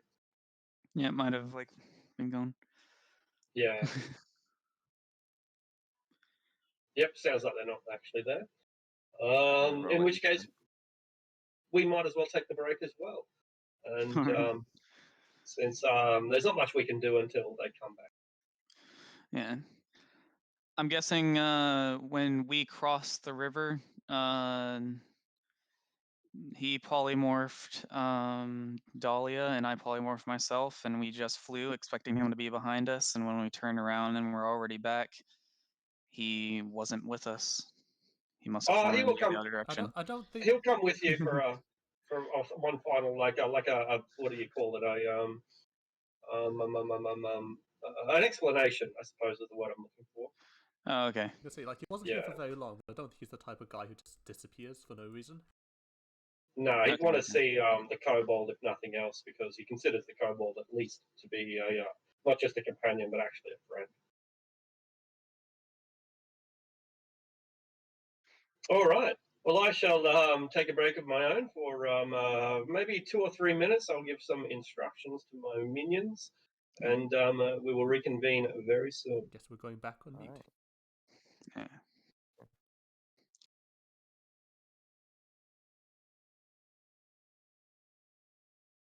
Yeah, good call. Good call. All right. Because you rolled 3 4s, you can roll 3d100. Jesus Christ. That's we get attacked by an army of Tarasques. Oh shit! This is bad. 134 Okay. Tarrasques. 134 Tarrasques. All right. This might take me a while to look through. Yep, that works. Yep, that one. They work together. And yeah, all right. I kind of know how to do this. So Debbie, tell me, who are you with? How many forces do we have? 230. Uh-huh. Yeah, I'm with like our pretty much our whole army. That's a Yeah. massive force. Bigger than our whole army, actually, isn't it? Since we've gotten reinforcement. Yeah. We have our army and we left 60 behind. We have 30 kobolds plus 1 hero or whatever his name is, and then we got 100 soldiers from Daggerdale. So Debbie, tell me about the structure. Since you are the de facto commander of this force with everyone else, assume that the Goblin Fort attack has not happened yet. Just make that assumption. Tell us about your logistical structure. What I mean by that is, tell us, are you moving in bands of 10? Is it all single file? Like that sort of thing. Give me a visualization of our army on the move. We have outriders going ahead, kind of checking the way. We had the owl guy was scouting ahead, wasn't he? Along with Good call. Noble. Good call. And then we had after we made sure everything was off ahead, clear ahead. We made sure that's when we would have our what's it called, our column come through. our main army. All right. Righty. Okay, so your scout reports back to you. Any idea like who the dude was? The one flying over was the bird samurai. The Weeb Tengu. The weeb tank. Oh yeah. No one better. Well, he reports back, Honorable Priest, I have information for you. Go ahead. I heard a voice that was calling out for help, and while I was reluctant to give any assistance, I did at least investigate. I sounded like a man with a husky voice, but it was a husky with a man's voice. A massive dog, a huge wolf that appeared to be trapped, calling out for help.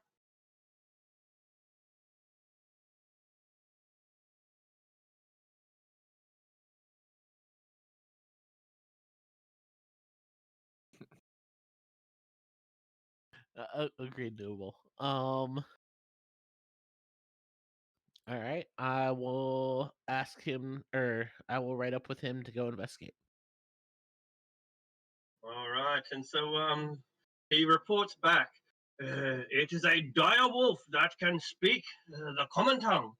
He has said that his name is Maneater. He is trapped and cannot escape. Trapped by what? His foot has been trapped by a hunting trap. He says that he is a noble steed who serves the forest maidens.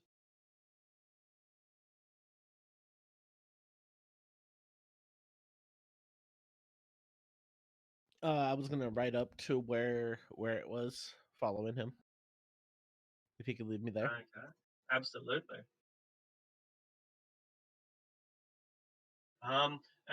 Yeah, sure enough, you find this massive timber wolf, dark grey fur, and it's gnawing at a chain. But the chain is tied to a tree, and it's a bear trap has snapped it in its feet, and it just it doesn't have the manual dexterity to free itself from this trap. The creature looks at you with a combination of pain and malice and hatred and vengeance and desperation. Like it's a very complex, almost insane mix. But when you calm down, when you come closer, it seems to calm down and just begins panting. It's clearly exhausted itself trying to free itself. But, and the Tengu lands nearby and gets his weapons out so that he can defend you if this is some elaborate trick.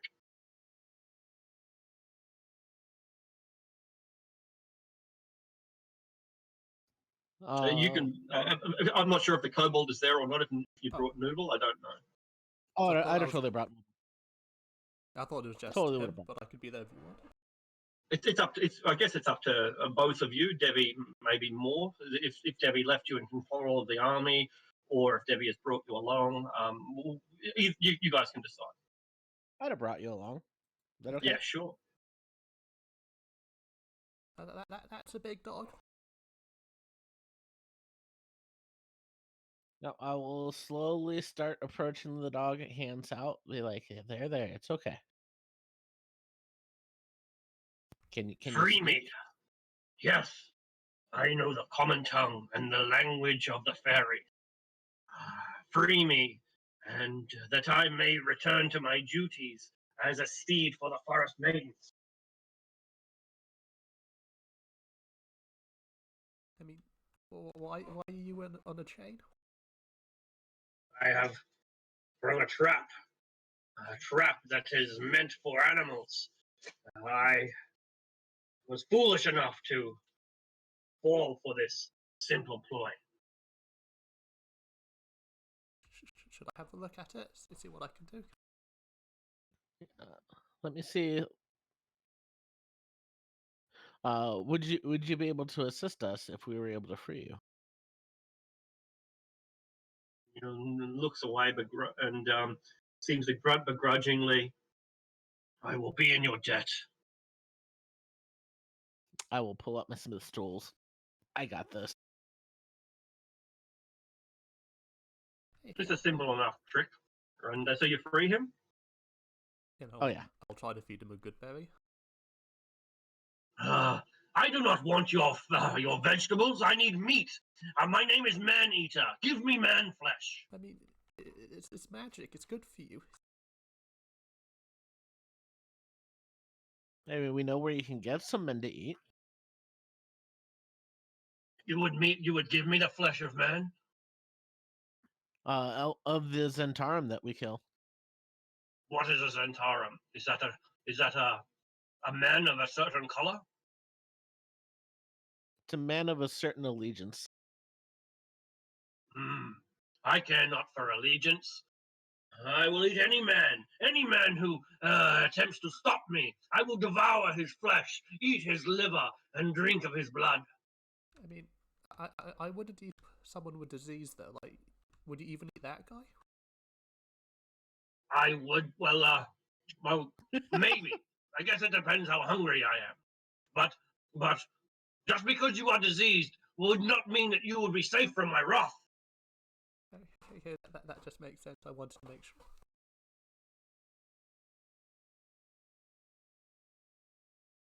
Just turns like, Very well. as if I couldn't, like, as if I don't understand. He speaks comes like, do you think he'll let me ride him into battle? I think that'd be good. How humiliating. I mean, I'll examine the wound on his foot. It's pretty How bad, bad is but like he can walk. Like it'll impede him. You know, like it's not broken, but it's cut to the bone. Yeah. I'll throw a first level cure wounds at it. Why not? Thank you. I am in your debt, but do not think that healing me makes me any more in your debt than I. And then he stops. Do you smell that? I'm afraid my sense of smell is not as keen as yours. yes, I'll try to sniff and get the smell. No, of course it is not. For humanoids are inferior to wolves. I'm gonna try a perception check to try to pick up whatever he has. Did you hear that? Go ahead.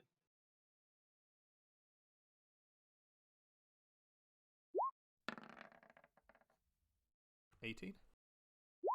You don't smell anything, but Nooble, you do hear something.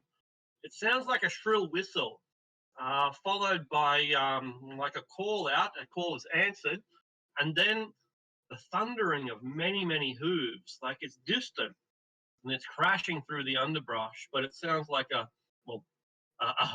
herd is stampeding, maybe half a mile away from the direction of the forest. Oh, I don't hear good things. Like something's coming from the forest. I think we should move. Like,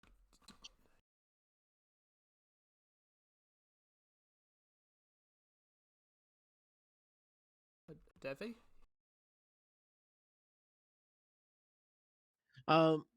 Which way are they kind of heading? Are they coming from opposite of our?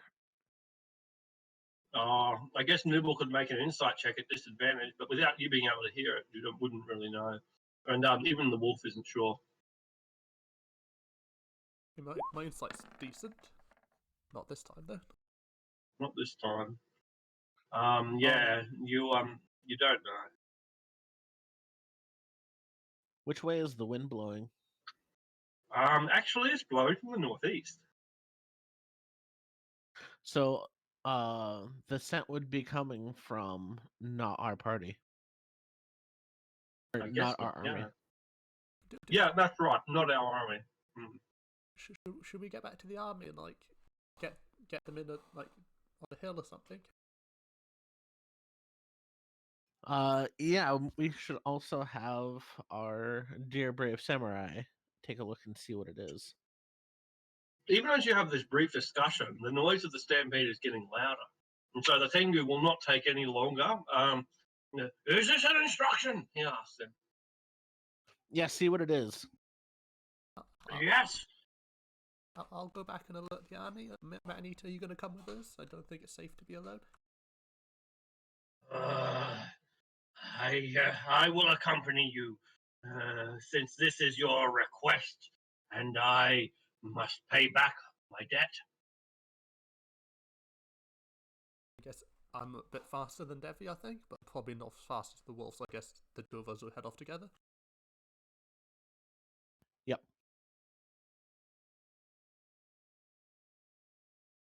All right. Let me just look at this again.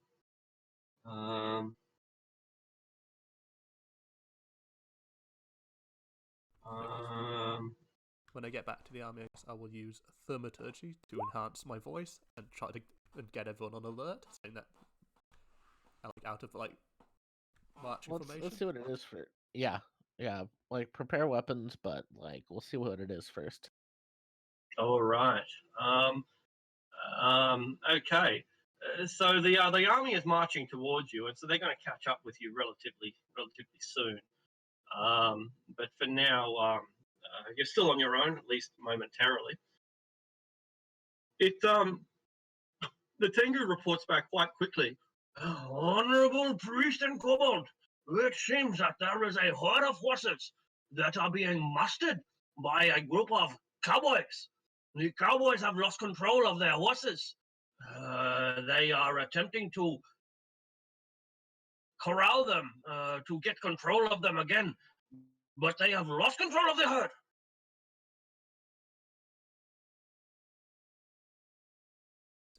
Interesting. With herds of horses, is there like a head horse? Like, how does it work? Like, which horse did they follow? You make There's a the nature strongest check. mare. Yeah. Huh. He's right. Yeah, he's right. Yeah, there would be a nature check to know that. DC is only 10. It's not. Yeah, so you would know that. Yeah, and as he says, they tend to be led by mares, not stallions. Okay. Well, so I might have an idea. It's like when we can't let those horses just run free and like. I didn't mean to roll the second time, but we can't just like disrupt our army or like put them on the enemy army on alert. Maybe I could like go and try to calm them down. Let's do it.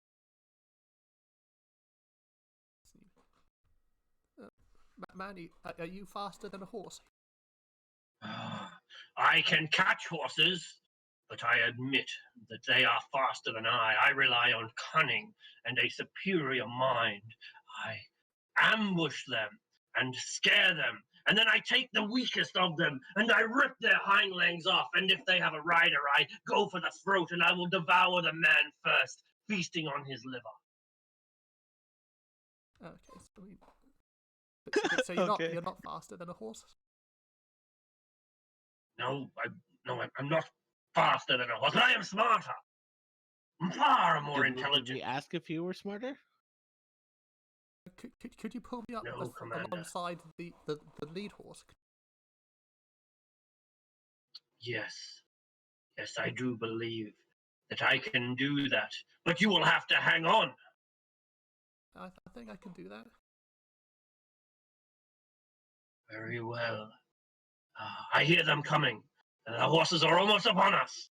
Let us get into position. I will take the time before. 10 minutes. I was thinking, do I have enough time? Because will I be able to like just cast? We will not have 10 minutes. No, I don't mean ritual casting. I just mean. Right. Could I cast it like on his back? It will last 10 minutes, right? My mistake. Yeah. My mistake. Poor man-eater is getting angry at you. Yeah, I'll cast What? it. I'll cast it for free You're now, such an asshole. just in case. Brilliant. So, man-eater's just like he's a grumpy wolf. Come on, he's got a sore foot. I know you healed it, but he's also got a sore pride, and that's what's really hurting is his pride. can I start calling him Grandma? Man groaner, man. It's that one I'll point out them as. Just don't attack. Pull up aside. I want to speak to her. All right, and so he stalks. He'll try to make his stealth roll, and he gets into position. And then, as the horses are running past, he bolts out there. Make an animal handling check, just to hang on. I don't know if you have land vehicles, then Yes, you I can do do. that instead. Do you? Okay, you'll have advantage on your land vehicle check because a direwolf is a land vehicle. Can I use dexterity? Yeah, dexterity is probably the best. You know, strength would also be appropriate, but dex is 22. brilliant. And if you had hair, it would be blowing in the wind. Instead, your tongue is probably hanging out the side, like a dog that hangs its head out the window. And you rush towards the nearest horse. The horse is fucking freak, right? Like, it's one thing to run away from some mounted cowboys who are trying to corral you.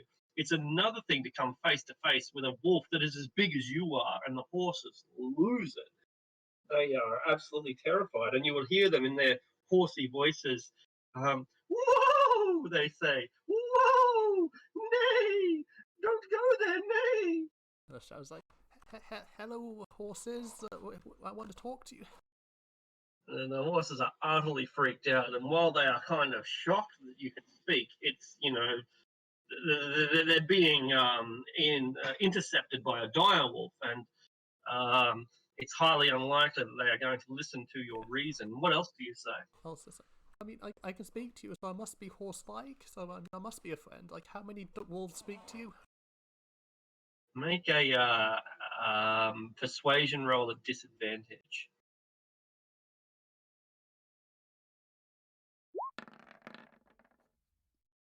22. That's pretty good. Save us from the cowboys! They are going to put us back into our cages, and we want to be free.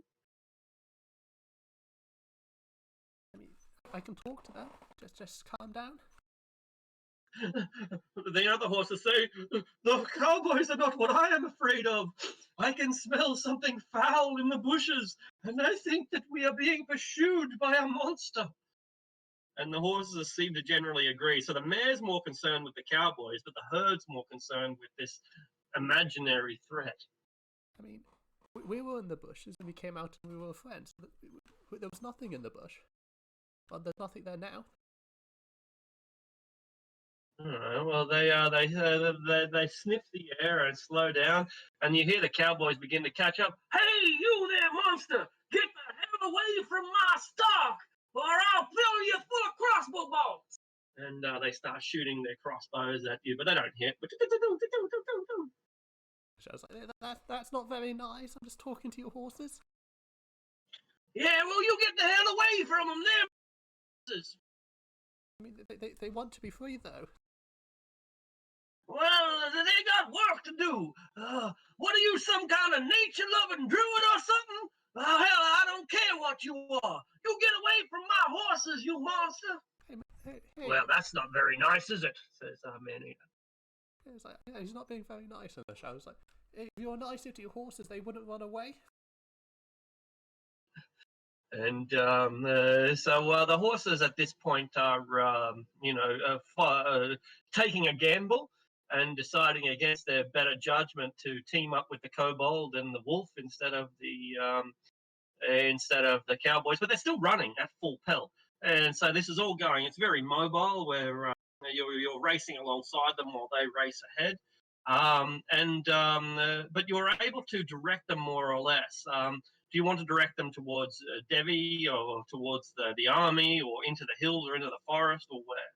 I think towards Devi, because that's towards like the forest. I'll have these slow down in the forest. Yeah, all right. So Devi, you can at this point hear the sound of the thundering hooves coming towards you, and there's a great big dust ball kicking up and coming towards you. So I was like, don't the cowboys protect you from the things in the bushes? I suppose they do, but it feels so good to be running free. I can talk to the cowboys, and if I can get them to treat you better, will you go back to them? Well, I don't know. But perhaps we would like to be free. But then the other horses are, there's dangers in the forest. Can't you smell that? And Manny just stops at that point and sniffs and says, the horses are right. there is something strange on the air. It smells like alchemy. What do you mean alchemy? I mean, it smells like uh, liquid fire. I don't see Alchemist. smoke. I think we should stay in the plains. So I guess. Horse, can we stop running for a bit? Go back into the middle of the plain. All right. At this point, Raz and Dahlia and indeed Edwin have returned, and they get back to the army, and the leader of the army, I think it's probably Al Balberon, is probably there, although anyway, one of the whoever is in charge of the army salutes. Commander, welcome back. Commander Devi and Commander Nubel have gone up ahead. They apparently they are investigating reports of a talking wolf who claims to serve forest spirits.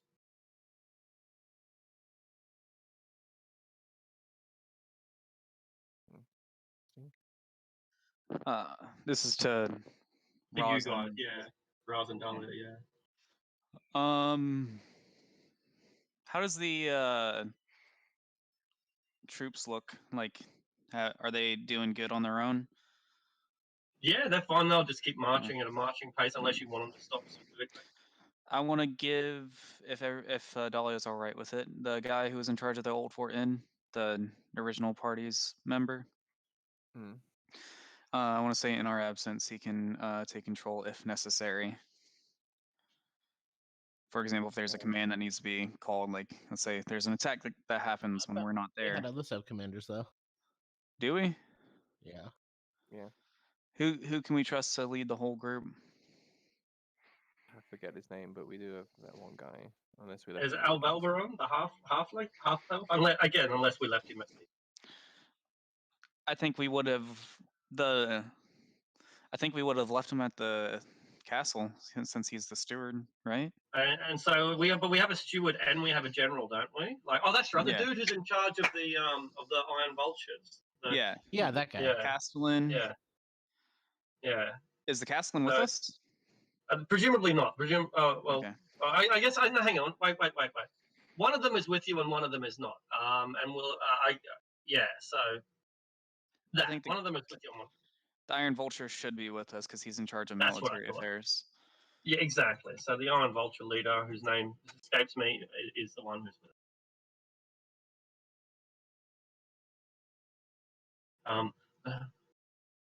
Yes, Commander. We will. I will take care of them. And so you want him to keep marching, right? You don't, or do you want them to stop? Which is it? Just keep going until we get to the. Or should we start?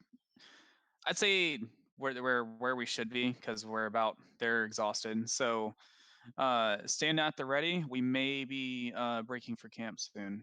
Well, making camp soon. All right, men. Begin digging ditches. Arrange yourself into defensive formation. Assume that there is an enemy out there, but grab yourselves a drink, freshen up, wash your faces. Get to it. Get to it. All right, and so you start heading off towards the main group, or rather towards Devi and Maneater and Nooble. And so we'll switch back to Devi and Maneater and Nooble. And the wolf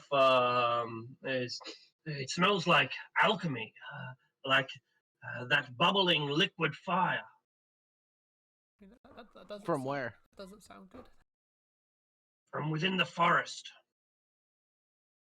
You think you'd be able to track it down? Yes, I shall track it down. I think we should. And he deal with takes the off without cowboys even first. asking the kobold. So the kobold's like, I think we should. Do you hang on? Or I'll stay with him. all right. It's like, Debbie, talk to the cowboys as I disappear. Brilliant. Brilliant. I will take off after the wolf. Okay.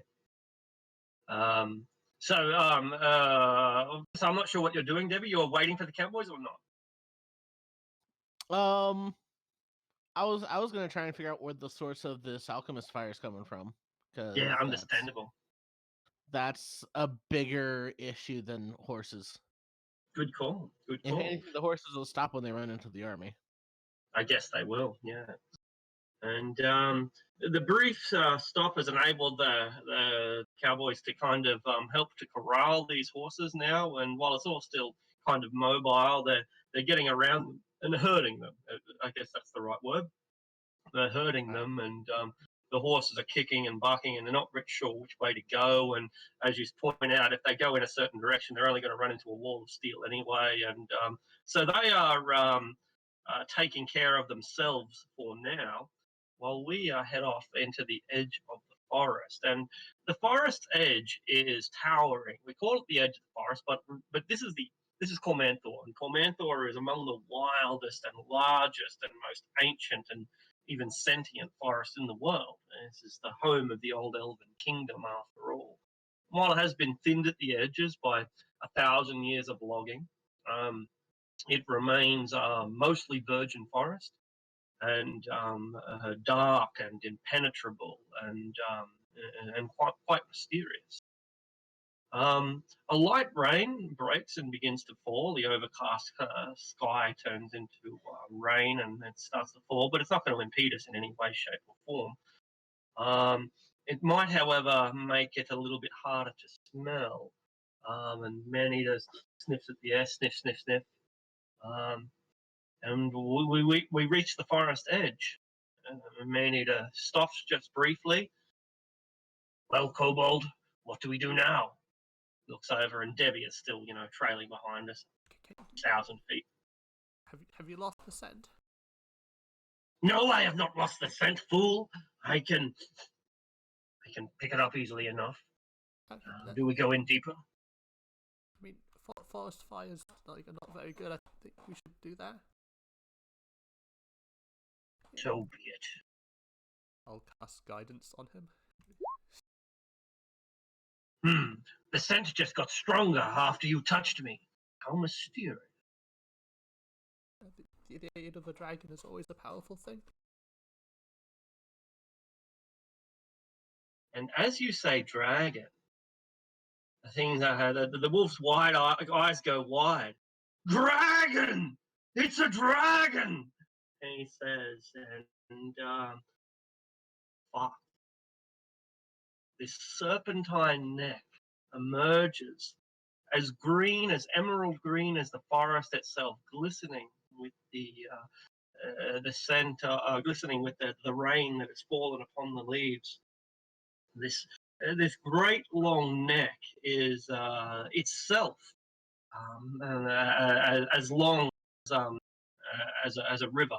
The head is easily the size of any wagon or boxcar.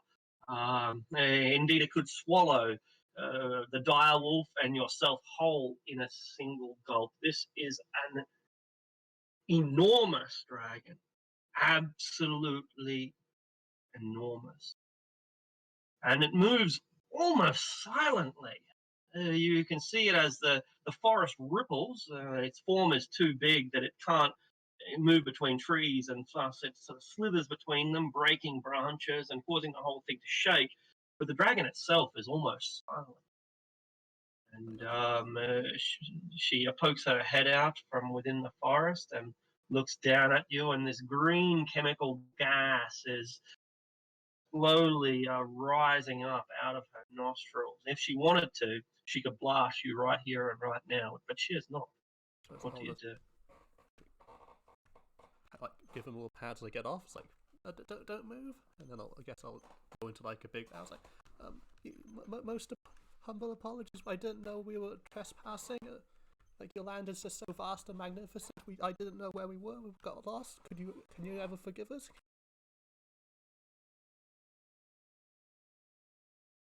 That depends, the dragon says. And then she twitches. Twitch. Her head involuntarily moving as if she has some affliction. She cringes and her eyes begin to water. It depends, she says, on your offering. I mean, as you can see, I'm but a kobold. My offerings will always be meager compared to what you require. Like, what ails you? Like, what do you need? She looks sharply out in the direction in which Devi is running, some 1,500 feet away. She'll catch up eventually.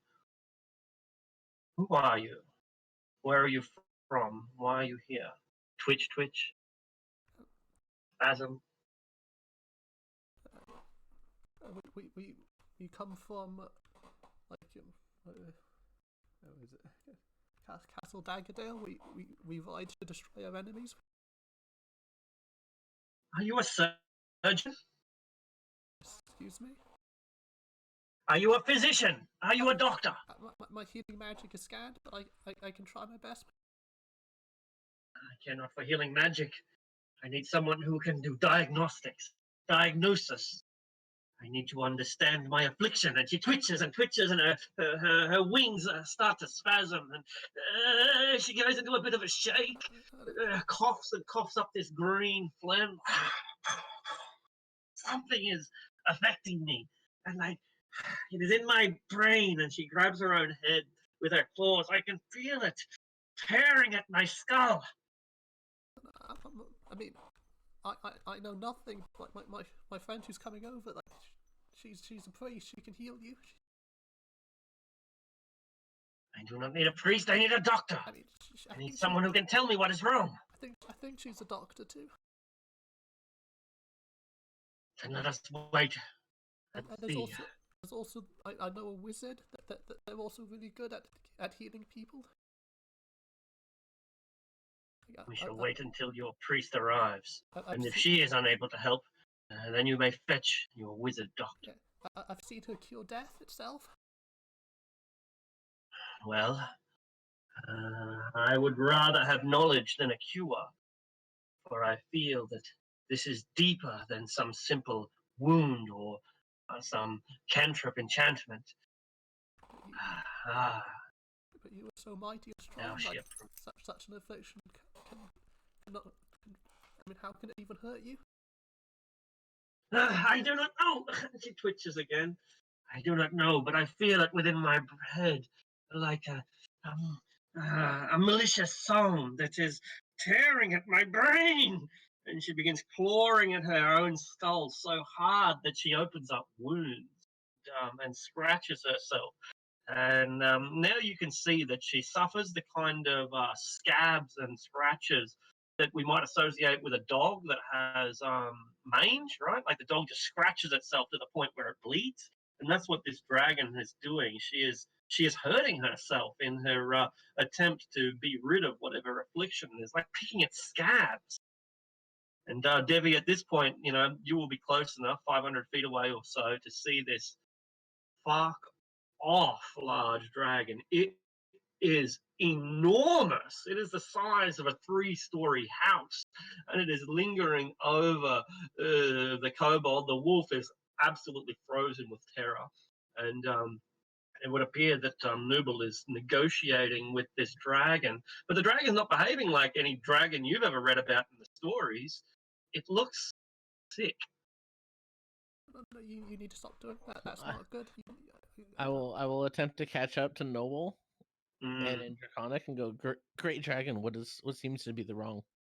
And as you catch up, the other two, that is Dahlia and Raz, will assume that Edwin is back with the army. They are about now 1,000, maybe 2,000 feet behind.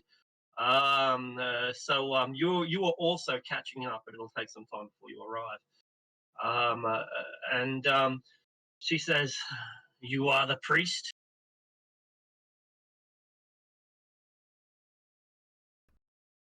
That I am.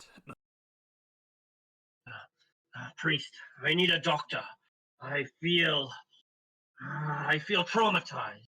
I feel as if I have some psychological injury which is compelling me to act in ways that I cannot understand. I think I am going mad. I mean, are you trained with medicine, Alright, David? Yep, I will pull out my healer's kit. I will guidance myself, and I will start to investigate if they let me. How do you investigate a dragon? I go to examine where it's been scratching to see what may be there. Yeah, go ahead. That's the visual check will tell you that her own claws are doing this. She's scratching herself into injury. If there's not any irritation around it, There's not. like it No, itself. there's not. No. No. There's an infection, but that's a secondary to the wound. It's scabs and pus and the like. But that's what happens when you cut yourself and you don't get it healed. And naturally, her metabolism is incredible, being a dragon, and thus her ability to heal herself is likewise incredible. But she's peeling off her own scales. It's that bad, exposing the skin beneath it. It's pitiful, really. Do you have that spell can- that like calms people down? Like it might be a problem with the brain. Gonna check with detect magic real quick. Okay. Look, there is some magic going on here, and it does seem. Look, it's similar to the enchantment school, but it's much more universal and powerful and primal than that. If you had to put it down to a type of magic, you might call it primordial magic. Like it's beyond the classification of schools. It's like the magic that sung the world into existence. It's that level of power.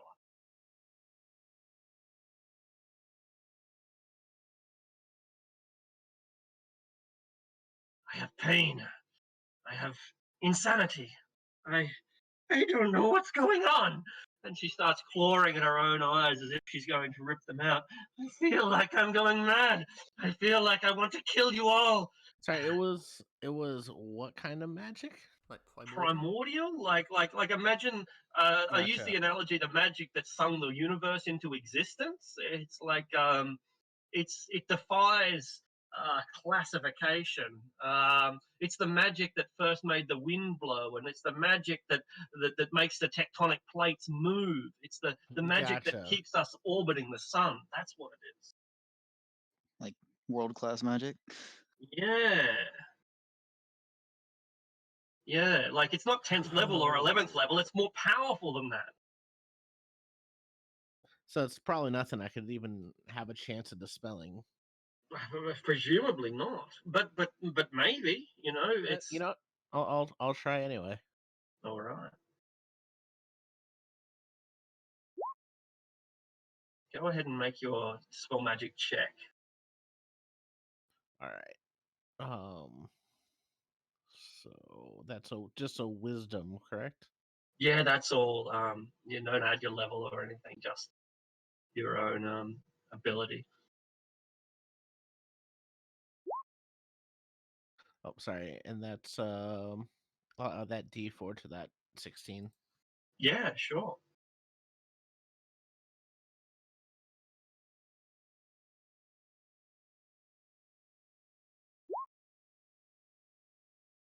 So that's a Dragons. 19.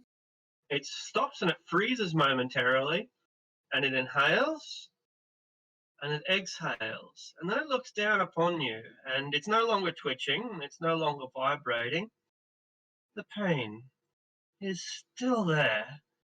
But I feel that through the haze of my mind, I am able to gather my thoughts again. And now that I have my mind back, I am reminded that this is my forest, and that you are intruders, and that you should be supplicating yourself and making me offerings. What will you offer me that I might spare your insignificant lives? The help that I gave you?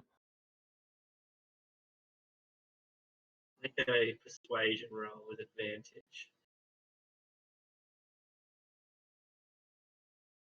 Persuasion. Yeah. Right. Yeah. Very persuading, Devi.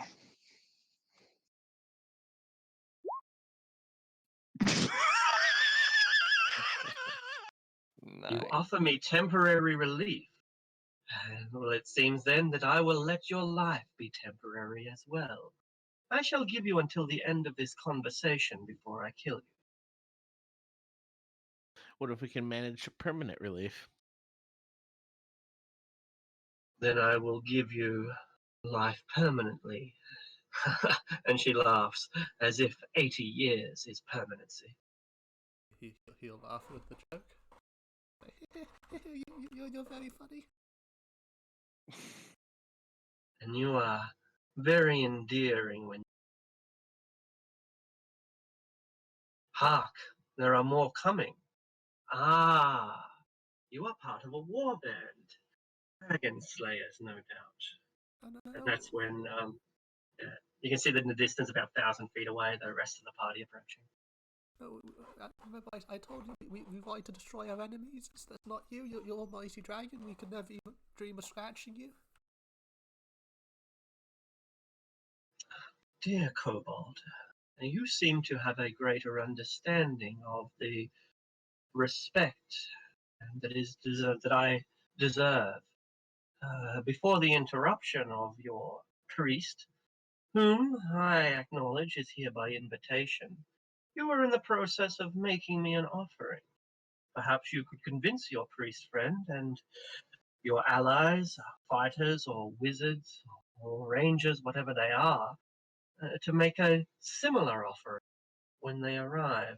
Something worth their lives. But of course, like you need all the gift. I mean, it is only our duty to give gift to people as powerful as you.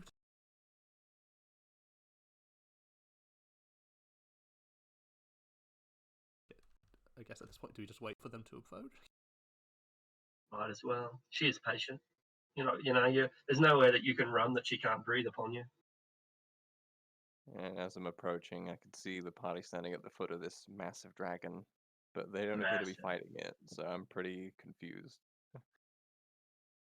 But approaching nonetheless.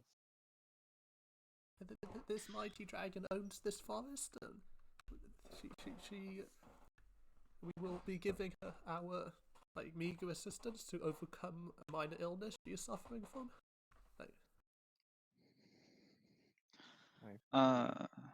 As Roz walks up, he immediately speaks in Draconic and says, "You are one beautiful being." Just out of nowhere. Just the first thing he ever says to her. Lay the flattery on thick. Yep. Who can simp harder for the dragon? Yeah. I have it in my bloodline, so Grandpa already seduced a dragon. No. So... True thing. Yeah. Man's got taste. Yeah. Thank you for your acknowledgement, my majesty.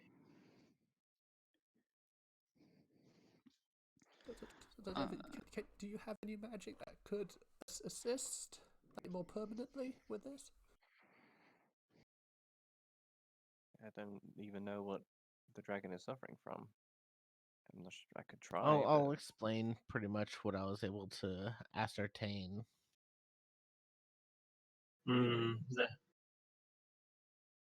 That level.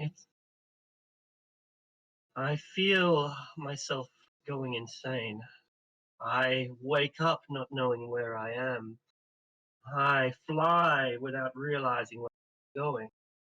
I feel that I am losing my mind, and in the process, I am harming my body. Can you tell me why this could be so?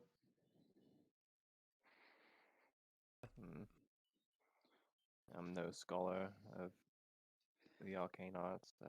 Looking at my sheet, I don't have points in anything like Arcana, so I seriously doubt I'd know in character. I have 6 Arcana, but I don't know if history or whatever, the fact that an ancestor of mine was a dragon, I don't know how this would work, but I might know something. I don't know. Can I make an Arcana check? Yeah, go ahead.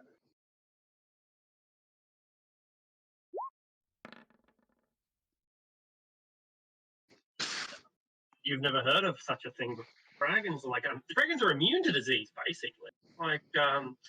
It would have to be something that specifically affects dragons, and even then, you don't know. Nothing historically comes to mind. Like last year, this didn't happen, and the year before, this didn't happen, and 100 years ago, it didn't happen. Why might it be happening now? Well, what's the name of this year? The year of rogue dragons. Of what dragons? That's what I thought it was. The year of rogue Yeah, dragons. Rogue? Yeah. Okay. I don't even know what. Do we know anything historically of that, or? I Oh, I strictly guess speaking, no. happening right now. Precisely, and we do know that like there was this dude called fucking Alistair the Sage or something, or the Seer, and he predicted like 1,000 years ago or more. He predicted each of the years, and they do tend to have a pretty big influence. Like last year was a year of wild magic, and portals were opening all over the place. Sorcery was exploding. That's where you developed your powers. They just erupted out of nowhere. Yeah. Is it common knowledge, like the name of the year? Yeah, it is. I mean, if this is rogue dragons, do you think it would like not be so bad if you like changed to not be a dragon? Well, I don't think it'd be called the Year of Rogue Dragons yet. I think that's It is. It is. it is. No. He predicted it's it a 1,000 years prophecy. ago. Oh, okay, yeah. okay. Sorry. Yeah. Yeah. No, that's fine. It's good that you understand that now. She suddenly gets like a look over her face of I guess realization of and she face palms. So it is. No, don't scratch your head again. That's not good. I realised it was just a face. I need relief. I need some way of countering this insanity. I have a compulsion to fly and to join with my kind and my kin and to destroy all. I feel myself degenerating into little more than a mindless beast. Is there any among you who are as a physician? Any among you who understands my physiology, my psychology, well enough that you may be able to earn your lives? I mean, I got medicine trained, but What medicines like have you that either- might help me? Sorry, Idalia? I was just saying, I feel like either Nooble or Raz would know the most about dragons in terms of their physical form and their psychology. I think that's accurate. Personally, I think we might be able to persuade, try to sway her to let us go for now while we search for a way to cure her. I guess I kind of want to persuade her to let us go so that we may, because if she could solve this herself, she wouldn't be asking us. That's right.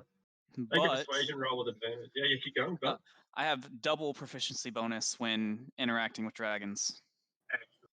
You get that double proficiency bonus, and you get the advantage. Since, as you point out, she can't do it herself, and you don't have the method here on hand. Therefore, you have to search. Then add another 7 to whatever I get. So Wow, yeah, 23. that is reasonable. 27, in fact, because you've got advantage. That is Oh, yeah. reasonable. Very well. I reside in Mithranor. My name is Vermal Asteralex. My name is Vermal I still can't say it. Vermal Asteralex. You will find me on the edge of Mithranor, if not within the Mythal itself. I beseech thee, I implore thee to find some way of helping me to control my mind. removing this physical affliction, but I will not let you off so easily. I also demand relief. Give me something Right. temporary that will salve me. I could do something, perhaps. I have a simple spell called Lesser. I mean, my friend calls it Lesser Restoration, but he said there was like a greater one. Maybe that'll help. Or do any of you two have it? Yeah, I was about to suggest, even if it doesn't work, to cure the root of the issue, a dose of greater restoration might cure her of her like infected wounds and whatnot, because it removes disease. I could try to dispel magic, but I don't know, like just in parts, I guess. I don't know. Like it partially helped her when Devi did it. I can try to cast it twice. Then try all of these. Although I wonder if magic is truly useful, or if you have something more mundane as well. I mean, Yeah, I I'll have give these the slightly magic berries if you want to eat them. They're good for you. tiny little berries compared Yeah, to the dragon. smaller than her taste buds. Yes, but the dragon still takes 6 seconds to eat each one. Inhales a lot. Well, I'll give Not even big enough to make her cough from inhaling it. That's an inhale over how many seconds? Yeah, half a dozen. Adalia, you have no. Yeah, I'll give the greater restoration a try. It does a number of different things. I'll post the spell card. I'll take a handful of diamond dust and approach the dragon. Toss it up in the air, clap my hands together, say a prayer to Saloon, and cast the spell. That is relieving. And these berries are nutritious. I am feeling drowsy. I am feeling relaxed. Are any of you minstrels, troubadours, musicians? Ooh, I do have a. I think I do. No, that's another character. Fuck. I have a skill to play the rababa, which is like a Bedin specific instrument, but I don't actually have one. I know you can But you sing. don't have the instrument. No. Don't you usually Yeah. sing for the troops and everything or sing for the group to Yeah. give them health? Yeah. I do. Although I don't actually have a tick in performance, but +5 is still pretty good. So pretty good. Before it's like, may the dragon look down upon you kindly. I'll give you a little bit of guidance before you sigh. Okay. Well, I'll try and sing a little song. And Go ahead. hopefully don't catch my voice in my throat or anything. Excellent. And I'm gonna re-roll that. All That's right, better. that's much better. And you start out and like your voice breaks, maybe due to nervousness of the dragon fear of being this. Right, so that's a 20 with guidance. That's much better. 20 is good. She begins to relax and lays her mighty head down, as big as a carriage, as big as a house. And through closed eyes, she opens her mouth and says, "Priest, you said that you have some talent as a nurse? Yes. What salve, what soothing, what can you do to ease my pain? What would you do if I were your grandmother?" I do have a healer's kit, which would include like salves and stuff like that, if I remember right. Yeah, absolutely. How are you going to Like, use them? Assuming, yeah, Galia? I was just gonna say, I feel like you'd have to use the entire thing in one go Yeah, to use like it. Probably. I have 9 charges left. Like I can just use the whole what's left of it. Yeah. Excellent. And what Yeah. would you do? It probably has like linen bandages and some salves. I would kind of treat that and gently put it over the wounds that it's inflicted to kind of cover them up, and also help them to be soothed a little bit, protect them a little bit from the elements in addition to like even throw some healing into there as well to kind of help close them first. All right, and so go ahead and make a medicine check. As you try to, massage this dragon back to health. So that's a 19 on the die. And by the time you've finished administering all of the oils, the lavender and the papuri, The the aloe, aromatherapy, yes, exactly. have like aloe, probably some basic antiseptics that they'd come up with by then. Perfect. And Dahlia is there, her melodic voice that she learned singing underneath the stars. And Nubel is probably, trying to conduct the orchestra, giving her just a little bit of guidance to her song. That's it, the essential oils, the aromatherapy. You hear a grumble, like an earthly grumble, and it feels like the entire world is vibrating.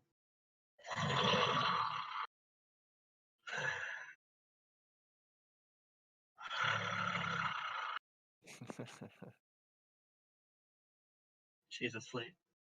I guess turn to Matt and he's just like, it's time to leave when dragons sleep.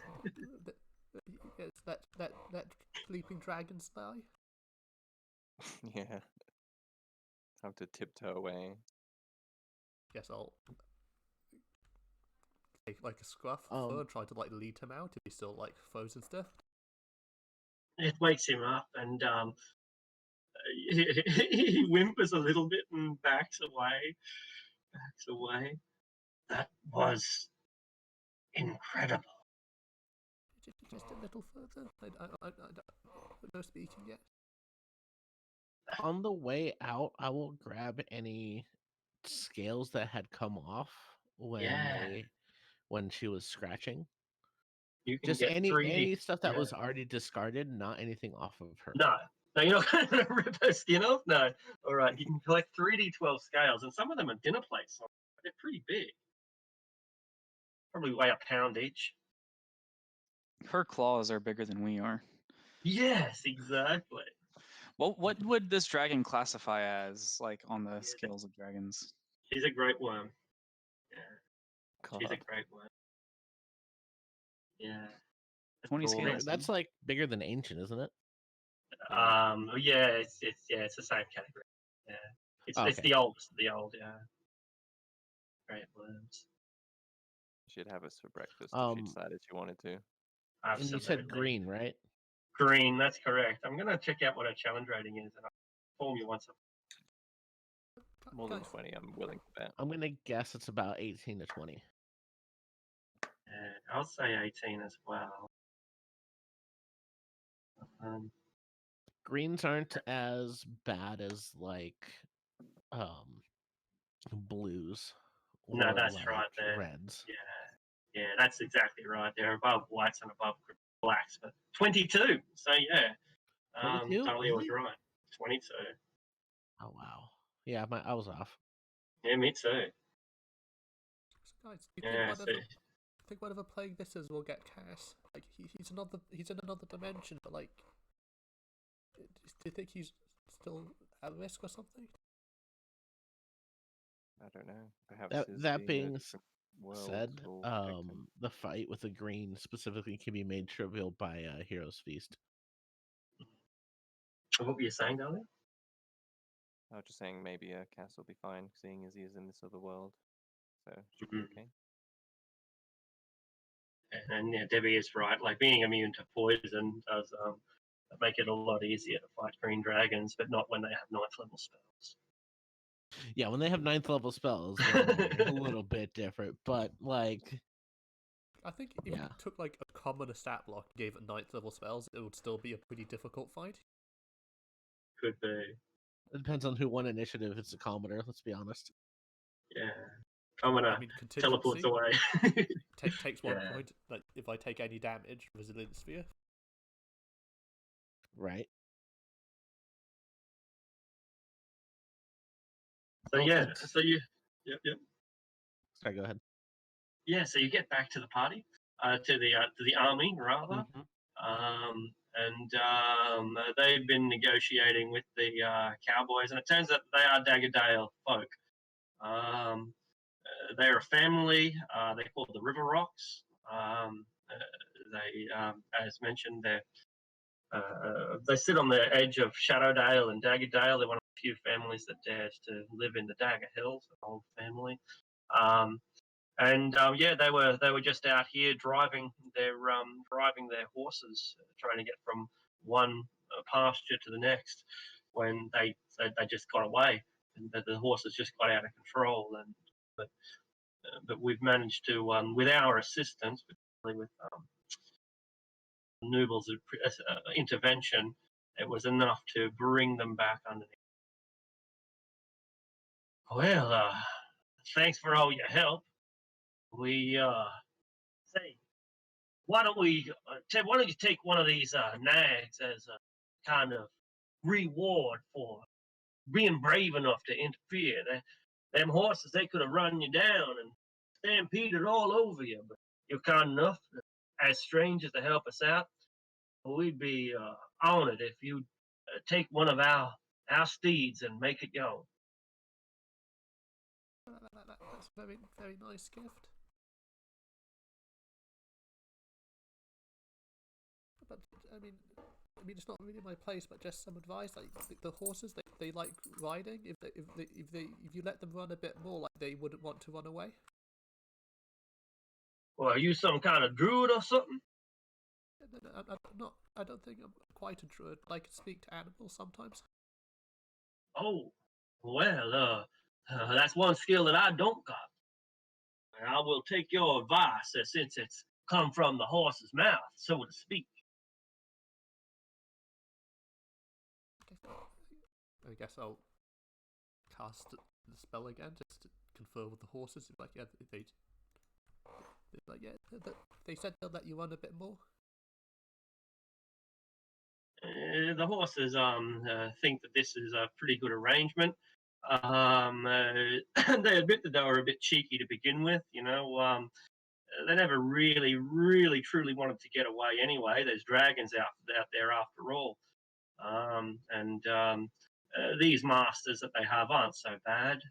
They use the whip maybe a little bit too much, but they don't harvest them for meat the way they've heard that other livestock owners sometimes do. And ultimately, they're kind of behaving like rebellious teenagers, really, or naughty dogs, trying to push their owners, but not actually wanting to abandon them. Like how a kid threatens to run away, and then they run away 3 blocks, and then when they run out of oranges and they go home again. It's a bit like that.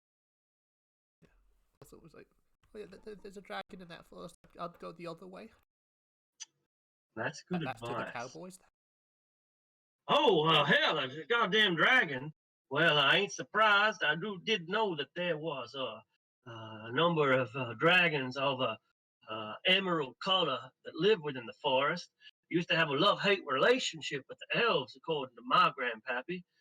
Said the elves trusted them but hated them at the same time, like kind of like a mother-in-law. I think there's something wrong with this one. But Devi, you can explain, can't you? You're the healer. Yeah, I seem to have massive headaches and confusion, and just kind of go into what's going on.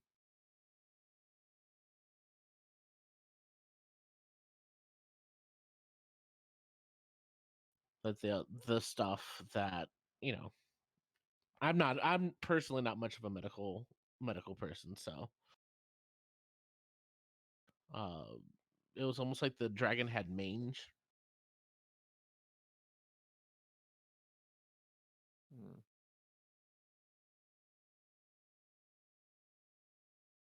Well, that's we better get these horses on the road then. Say, that's one hell of a force that you got mustered up there. What are y'all on the march?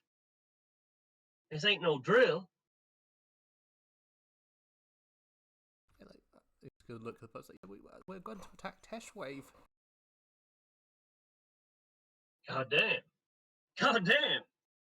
Wait, you ain't gonna be able to take Teshway with this little force here. They got 1,000 troops up there. One of your sons said, Papa, they got 2,000 troops up there. They got 500,000 goblins. I'll look. Is it like Smoke, where the Goblin Fort once was? Or are we too far for that? Yeah, from my mind, it's a pretty long distance. So let's see. Oh no, only 10 miles. You'd be able to see the smoke starting to rise. It'd just be appearing on the horizon now. So I'll look at the other two. It's like, and then at the smoke. So is the Goblin Fort gone? Our first half of our forces are attacking Teshwave right now. Hell. Oh, hell. Well, we better not delay you longer. Fear with your strategic plans. No problem. Our men are still on the march, but we must rest. We have our primary force attacking now, and then when they think we weak, we'll attack from behind as well. Oh, that's real cunning. Hey, Papa, I want to go with him. What the hell? Excuse me, commanders. I'm a Lord Daggerdale, and I'm a real love servant of Randall Morn. My daddy fought with Randall Morn, and my granddaddy fought with Randall Morn. I'd like to have the opportunity to serve my people and defend my lands. I'm a good rider. I know how to get in there. I can shoot with a bow. I ain't never killed a man, but I'd be willing to try.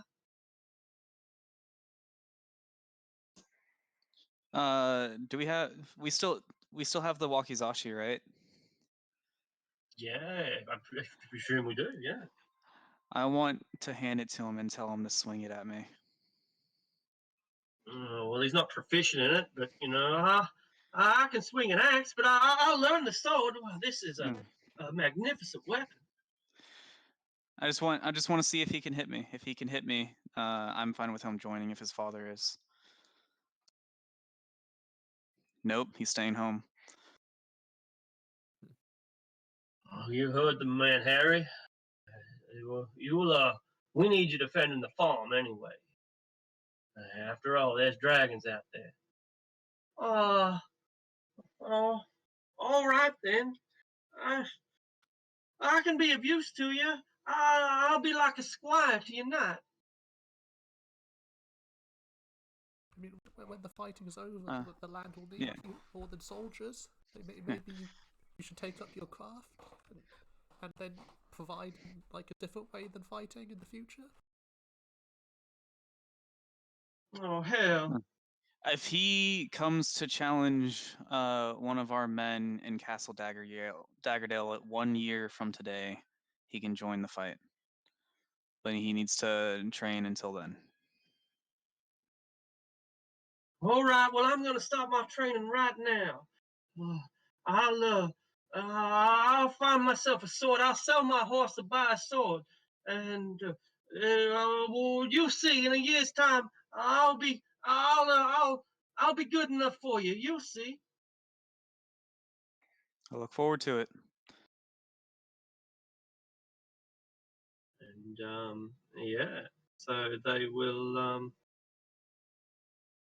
they will head off and go back to their farm with one last word, saying, "So, you all want me to give out the word, or is this some kind of secret operation? I suppose word ain't gonna travel fast enough to interfere with your plans, is it? You want me to spread the word or no? You just say it. I'm your humble servant." In like between us, I do want them to stay at Teshwave to try to defend it. So I kind of want to say that another attack is coming with a larger force. Instead of sending them to Voonlar to say that another attack is coming for Teshwave, you know? But Yeah. Let's go for yeah, that. yeah. So Yes, it's like you feel free to spread the word, the words. Feel free to spread the word to Teshdale. You okay there, buddy? No, I'm not. English is hard.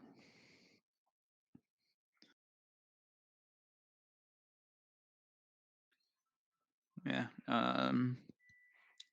I'm sure word has already gone past, but you may spread it as you like as well.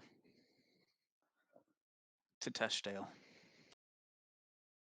Well, that we shall do, and good luck with the operation. Sooner we get these assholes out of our lands, the better off we're all going to be. I'd highly recommend getting as far away from this place as you can, though.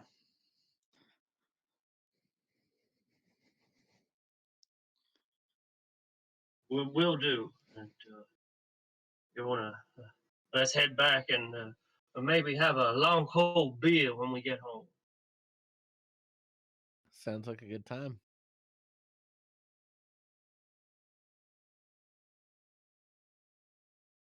Most awkward role play. Yeah, especially since I I've can had speak more English. awkward, but you know. Yeah, that's good. All right, so I say we just head back to the camp or head back to the force and tell them to set up camp for the night. They And march what would 2 you like the days. scout to do? Tell him to get a team of the other scouts that are part of the army and assign shifts on watch. Watching Voonlar, see if anything changes there dramatically, and reporting immediately if it does. All right. And then our forces themselves can set up a watch for the camp. Especially since we have our Castellan and his subordinates, whichever he's assigned. Brilliant.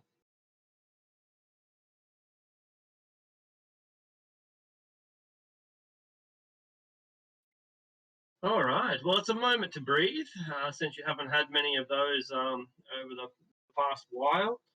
Running off after horses and meeting dragons and so on. And now that Dahlia and Raz are able to give their report and tell of their great success, does that change anything? Are we perfectly on track? What's the implication? I'm hoping that Teshwave hears word that another attack is coming. Because they should have already heard from their scouts that an attack was happening. They had all the scouts that were along that trail go missing. And then there was also the Oni. We don't And know who he then- told, if anyone. The Oni's dead. No, we don't know who he told beforehand, because remember he can fly. Remember, like, if he saw us in coming up from Dagger Falls, like, he could have been to Voonlar, Teshwave, and then back to the Goblin Fort to beat everyone there. And they may have like Yeah. carrier pigeons or something like that, or even sending stones. So yeah. The thing with that, though, they would have known. All he would have known was that we were coming from Dagger Falls to the split. If he watched us split, then he wouldn't have been able to intercept us. Because we left before the split. You know what I suppose mean? If he told So- anyone, like, he wouldn't have ambushed you alone. Yeah, because you're saying he could have watched us all the way through. He would have had to stay on not Devi, Dahlia, me, and Edwin, because we would have the same flying speed, right? I think, pretty sure. But or similar. So for the second we land at the Goblin Fort and cast the first spell, he was there. He wouldn't have seen the split in forces because we left a little bit before they crossed the river. You know what I mean? I think so.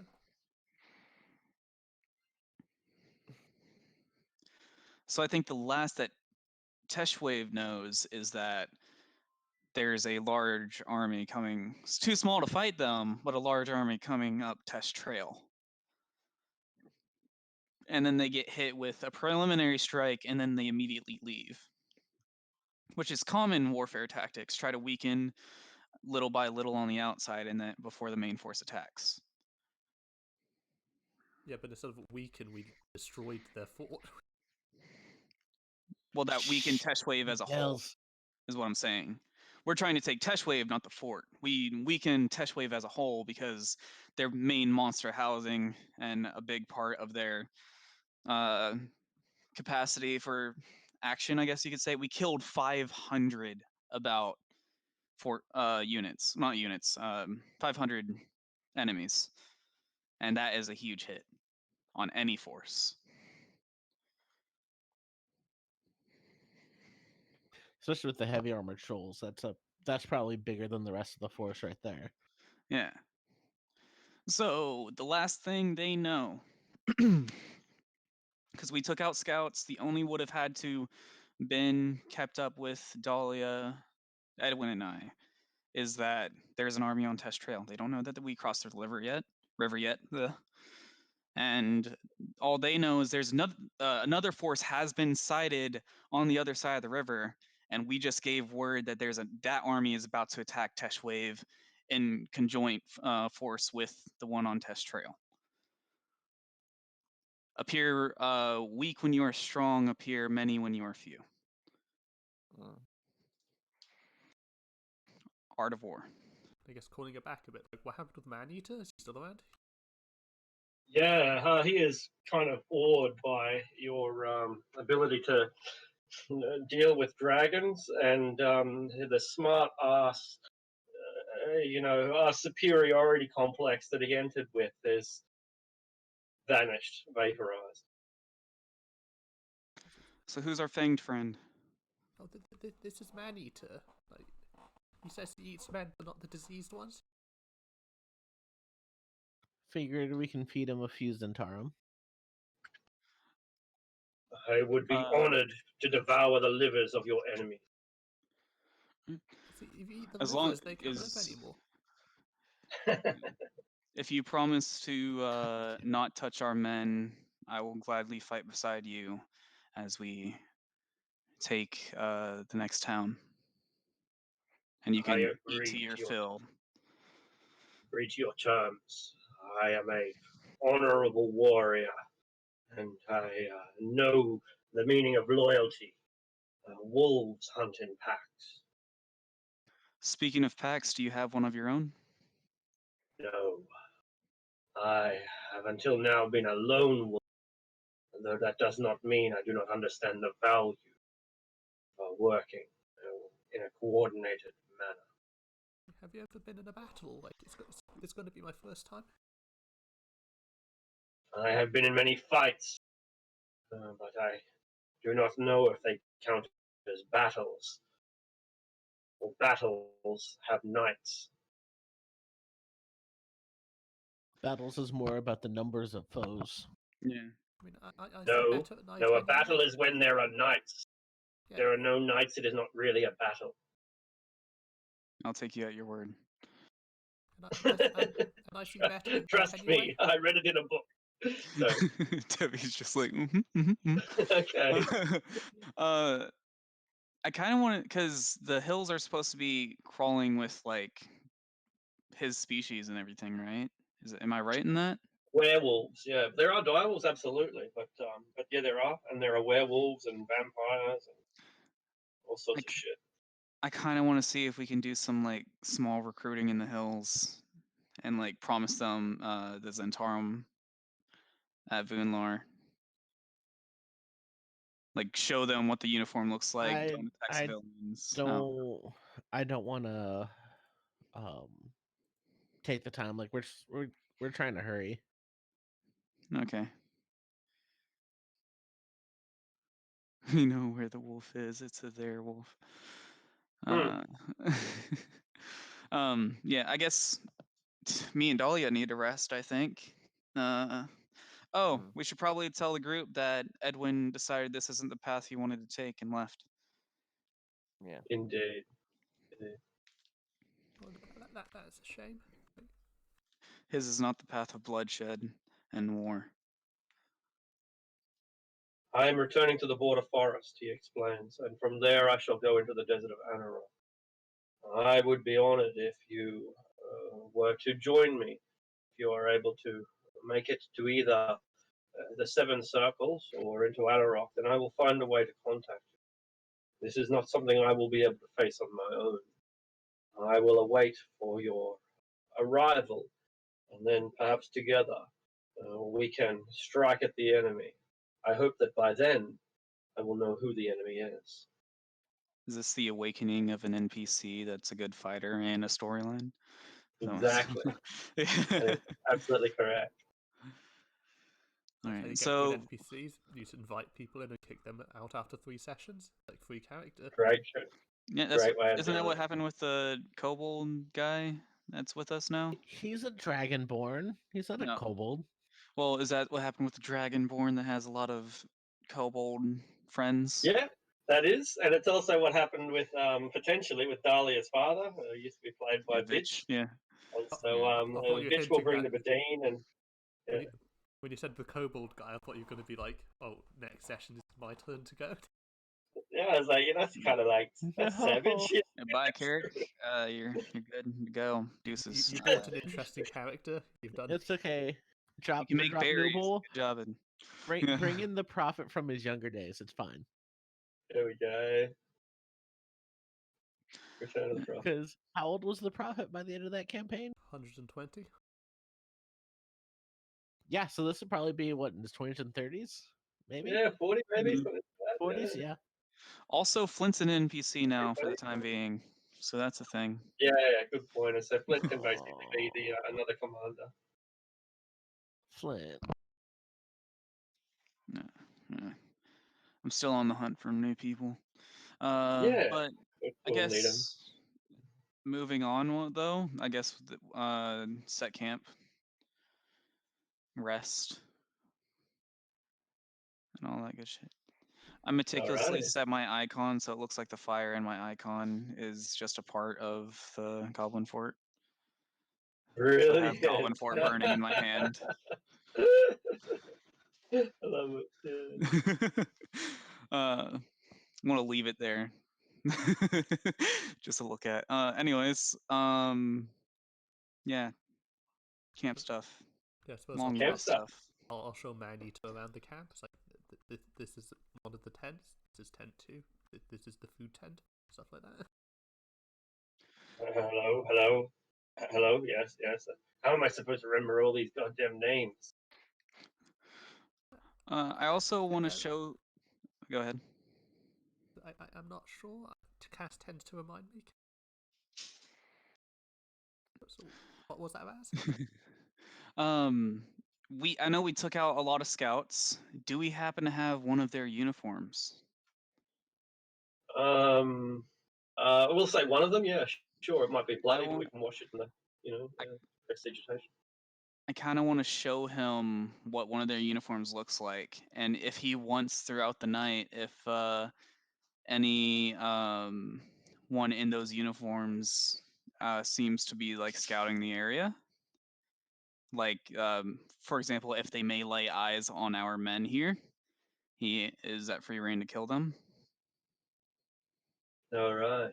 So if he So doesn't make any mistakes, he will capture them instead. Like he'll break their legs and drag them to you, just in case, I guess one of the soldiers, and then the soldier, well, he's got broken legs, but oh well, oh well. you can But eat yeah, that's the what he leg intended. too. We can mend broken legs. Like, come on, Yeah.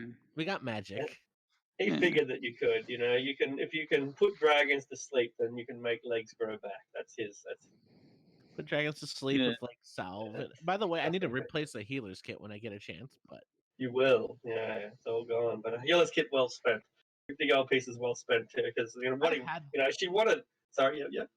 I've had that healer's kit since level 1. Like, Well done. It's like one of those resources that you get to the end of the game and you've still got it. Well, I always it's like a bunch of stuff that I usually have on me. I don't have it as Yeah. much on Debbie, but other characters, like I have this list of like 30 items that I just Wow. have like chalk. Yeah, which is good, and you never know when they're going to come up. So that is good. But yeah, for the record, she wanted like a +1 sword from each of you or something like that, and so that's 50 gold pieces. Might have been able Yeah. to play Sato with the stuff we got from the Oni.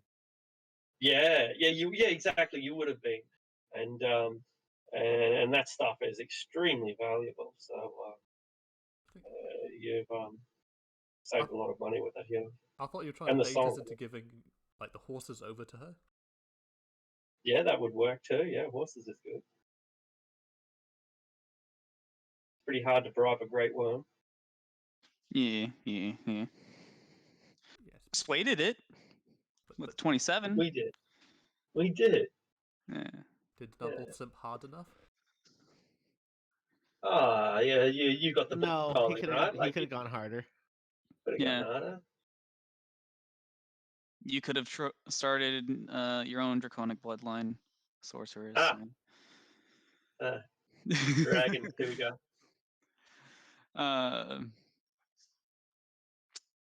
So, is anything happening as we long rest throughout the night? Nothing happens during the long rest, no, and Okay. nothing happens on the next day either. Has the battle will not have begun yet, will it, or will it? Is the No, the 2 Goblin more Fort battle days. happening now? Yeah. The cool, Goblin Fort battle happened as they were crossing the river. So when And all eyes were rode. basically on there. Yeah, we went hard that first day. Hard ride. Right. And then we were gonna go normal the other two to kind of rest up a bit. Okay, cool. I think I understand. All right, so we are still 1 day away from either Voonlar, if that's where we intend to go, or diverting in the other direction. Essentially, so if we spend one more night on the edge of the forest, and then we will be able to reach Voonlar around about high sun, something like that, if that is your intention, or Teshwave in a day or two. Voonlar is the intention. It's all about distracting them with trying to protect Tesh Wave so they don't send reinforcements to Voonlar. I wonder. What I'm wondering is if anyone's going to believe those hobgoblins when they say basically two people and a scorpion destroyed the Goblin Fort in 500 souls.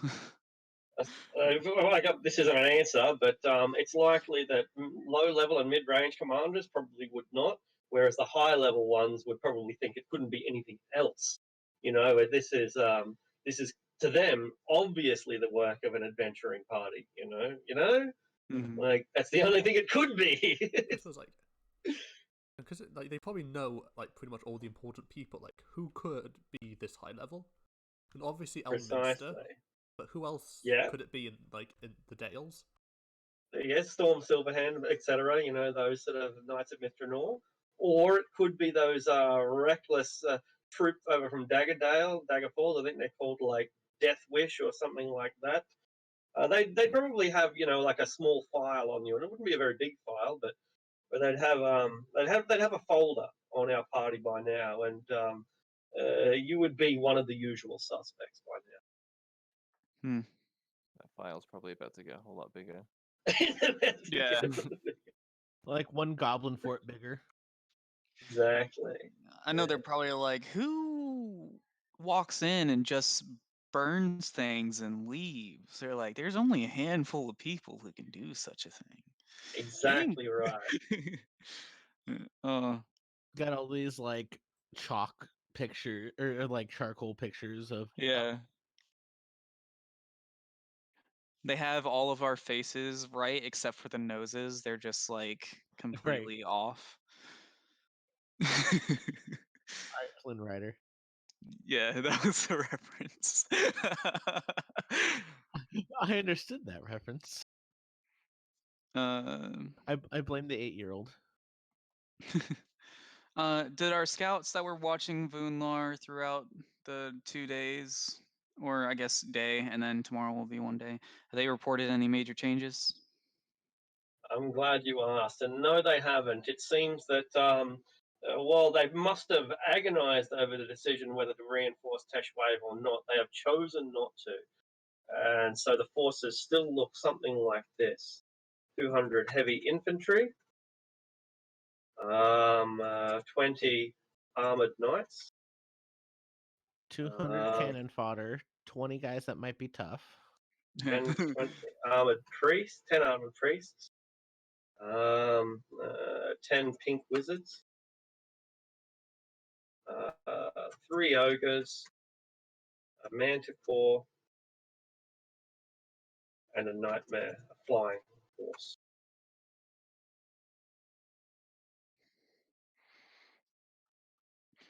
All right. I've been playing way too much Eve Echoes. I'm like a nightmare. That's the ship I fly. Oh wait.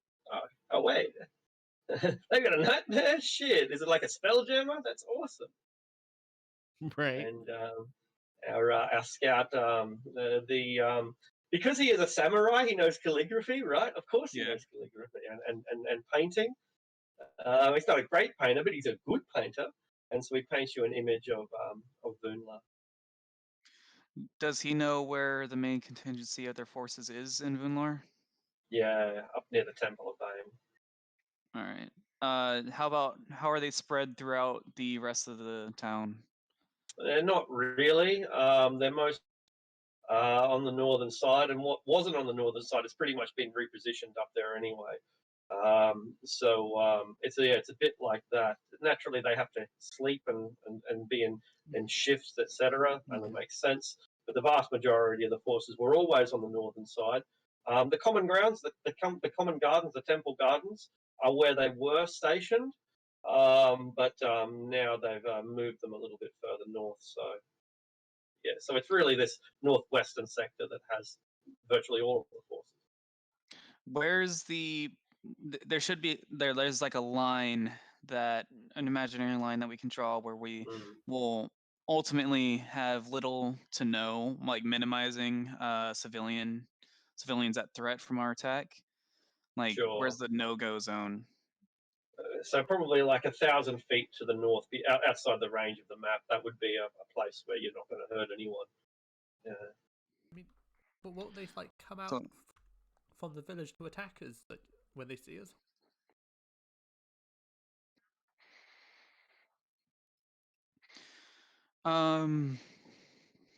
That's what I don't know how the Zentarum fight.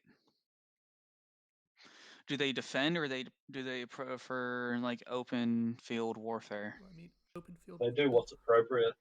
It's just Okay. less chaotic. Like you can't really plan like around defense. I mean, it has no defense. It's just a village, isn't it? Yeah. I mean, the leader is probably a priest, right? Probably. Not necessarily, but probably. So are these Good. houses around here like civilian? Civilian, probably. Yeah. All right. That's right. I mean, I could write up and challenge their leader to prove whose god is mightier. I was like, is there like within? Because I don't know anything about Bane. Is there like an official like challenge that you can like put up like a symbol, like come out and fight me or something? A religion check is. Yeah, We- religion is probably what you want. Yeah. Do we have the Black Gauntlet of Bane that we killed someone who had one of the Black Gauntlets? I think we do. Yeah. You can ride up and throw that down and challenge their leader. I think they would respect that more or something like that, or like see it as more of an offense that he'd want to deal with personally. Yeah, that's that's sort of like having a flag of a nation and trampling all over it. Like what are you going to do about it? Yeah. I wonder if we want Bane is to. lawful evil, isn't he? He is lawful evil. That's right. He's a god of tyranny, a god of conquest, a god of fear, and such a deity tends to have like a strong sense of honor. Nobody fears you if you aren't willing to stand up for what you believe, right?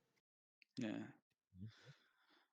What I want to know is, do we want? Because I'm fine with the Devi challenging idea, but like the second that the winner is determined, do we want to all-out attack, or do we want to let them make the first move? Can we just They're challenge our there army? to Can we just challenge our they're army against theirs? there to surrender as soon as I kill their leader. Would that work though? They slightly have a numbers advantage on us, just not a firepower advantage. I mean, they 2 against how many, and you succeeded? They True, but might, we weren't yeah, in range of their weapons. They weren't really attacking us or anything yeah. like that. It was more like a massacre than a fight. Yeah. Well, I mean, it'll be how it is. I mean, if we hide ourselves, they might think they have the advantage because you said that there were more of them. They might just come out and attack us, and then we reveal ourselves and push the balance. Oh, yeah. So appear. We could do the opposite of appearing many when we are few. We can appear few when we are many. So take like a group of maybe 50, and they're the only ones they see, while moving smaller groups of the rest and have them all attack at once. I was thinking maybe we just mask ourselves among like the powerful ones, like Devi. I mean, and as like amongst the troops, and when they come out to fight us, like you reveal that we're not normal, and then you blow them up. Yeah, how we were going to say we would fight at the beginning. Do we want to split it into 2 companies or 4 though? Let's say we kind of do like we'll form up like the Zulu used to, Mm-hmm. if you're familiar with how that is. You have Elaborate the for everyone. two companies on. You have basically split your army into thirds. 1/3 is on the flanks. You kind of split that into sixth. You have the main one that you push against the enemy, and then you have a third in reserve, so you can switch out where and support where needed.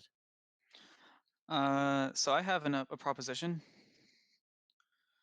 We let Birdie Boy and his people, like his scouts that he's had with him, or however many. Oh, Birdie Boy and the Tribal Warriors, right?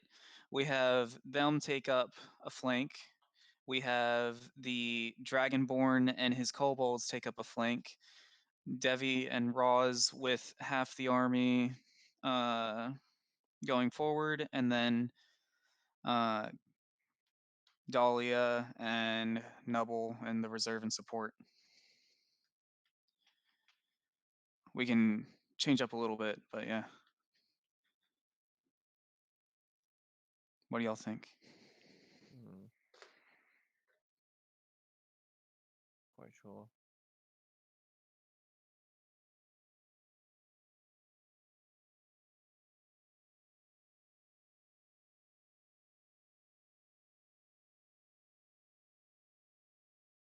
Yeah. I mean, That I'd would. like to be. I'd probably fit best in the chest area, like the main force going forward. Yeah. Hmm. That's what I'm saying. Me and you with the chest. Dahlia and Nubble with the loins, and then Samurai Birdie Boy on left horn, the Dragonborn on right horn. Or even we can have the Castellan, the leader of the Iron Vultures, on one of the horns.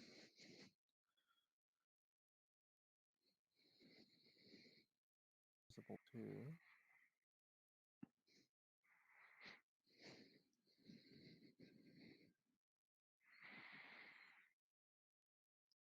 I reckon I'd be best served in amongst their more elite troops, because I have such a wide array of healing magic, make their combat effectiveness last longer.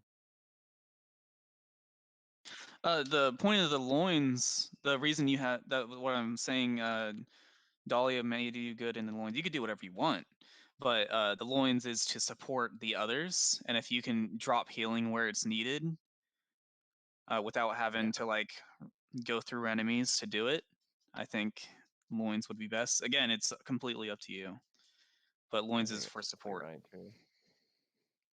I think that's a pretty good idea. And then Nubble, he has, is it slight, like just a few healing abilities, but he has range superior to anyone else in the group. And some pretty good CC with plant growth. Like, it might be pretty good in battle. Yeah. Yeah, with CC you can kind of patch up whatever holes may form. That's I posted a different one that actually had explanation of what each of the bits are. I know this is a bit of an interruption, but it's funny when I look at like a tactic like this, because to me this is simple, right? You know, I've obviously never been in any battle, but there was a time not so long ago when this was kind of revolutionary. Like, what the fuck did they have no tactics in the ancient world? You know, Right? Yeah, like that's I mean, that's why the Zulu were so feared, is they had this revolutionary like formation, and it's just and to me, there's nothing revolutionary about it. It's as simple as pie. Because I suppose, Yeah, it's old news to you, but Yeah. It was a force to be reckoned with in the good old days. and I suppose back in the day, like the commander might say something like, "How would like the left prong like communicate with the right prong?" Yeah, that is the question, isn't it? Communication must Because like be so we're sat damn in hard. Discord with instantaneous communication, and like they might not even know have signal flags. Yeah. With So anyway, I shouldn't. Sorry to interrupt. It's just it's it's a it's thought I often interesting. have. Yeah. No, it is interesting. Like even Civil War, like it was large blocks of troops moving around in tight formation. Yeah. And that's that goes back to pre-Napoleonic era where, or like, Revolutionary War, where musket balls didn't fly in a straight line, so they wanted as much going in one direction as possible. That's why you had those type of formations. Yeah, and it just comes down to a numbers game at that point. Civil War comes around, and with rifling, it changed the game, but the tactics didn't change. Right. Yeah. And so, they're still doing the sort of things that the Greek phalanx was doing. You know, it's not that different. Yeah. Well, and it's like, with the type of weapon, it made sense at that time, but now it doesn't. With the rifling, it always reminds me of like my favorite part from like one of the Sharps books, because he's like sailing down a pontoon, and his like rival picks up a musket, and he goes like on a big paragraph stating how his rifling is superior and how the Frenchman could never hit him. Then the Frenchman hits him in the head. Yeah.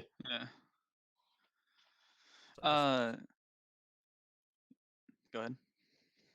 I was just gonna say it's my favorite, like one of the most memorable parts from books I've read. Oh yeah, like you could get a good shot with a non-rifled gun. It's just it wasn't. You had to know your gun, and it just wasn't. You didn't have. It took a lot more skill than when the introduction of rifling, which helped bullets actually fly straight.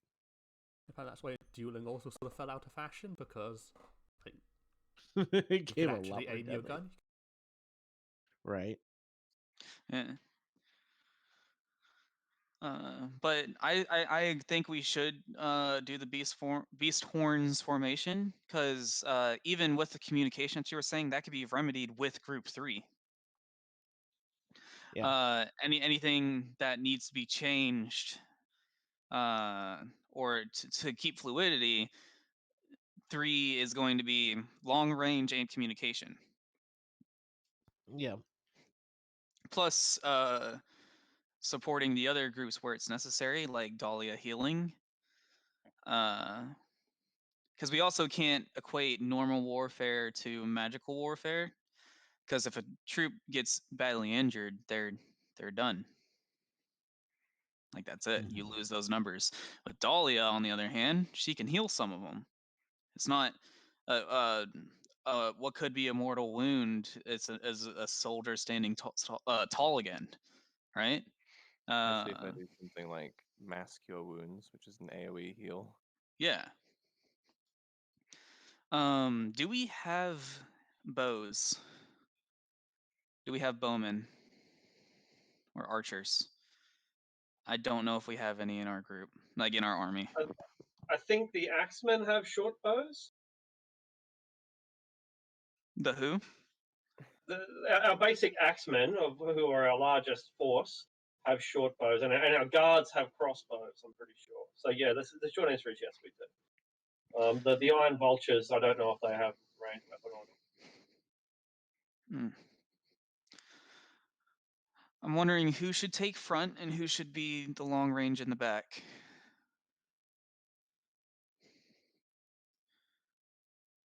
I mean, I think the axemen probably they're lighter armored, correct? That's right. They're the equivalent of what's called a tribal warrior. And I'll just check out. I'm pretty sure tribal warriors have an axe and a short bow. It should be written in the logistical thing that Flint used to take care of. So I thought he would have listed what weapons they have. Maybe he didn't. I don't think he listed weapons. Oh, they just have spears. They only have spears. Okay, They can take one with me and Devi. The guards have crossbows, so the dudes who came with you from Dagger Falls, I think it's like 100 of them. So. What do the Iron Vultures have? I can tell you that because that will be listed underneath the mercenary thing. Mercenary bands, Iron Vultures. Does it say veteran on riding horse? So they would not have ranged weapons because they're No, they got swords. So I think, especially since they're cavalry, we should split the Iron Vultures we have, which is all of them, really, right? There's only 40, so we don't want to split them too bad. I'm saying 20 go to each side of 2. 15 of each kobold force goes to those as well. The main chunk of support, because they have crossbows, is going to be those guards, right? And they can supplement 2 when necessary. The tribal warriors are going to be in 1 because they have is spears, so they can be with me and Devi. Yeah. I mean, I'll do my best to be a big target. So. Yeah. That's what I just wrote. Sounds like that's what you're doing, right? Yeah, loins is primarily guard, horns is iron vultures and kobolds. The guard will supplement the loins will supplement the horns when necessary. So for every man that falls, pretty much a soldier, a guardman will replace him.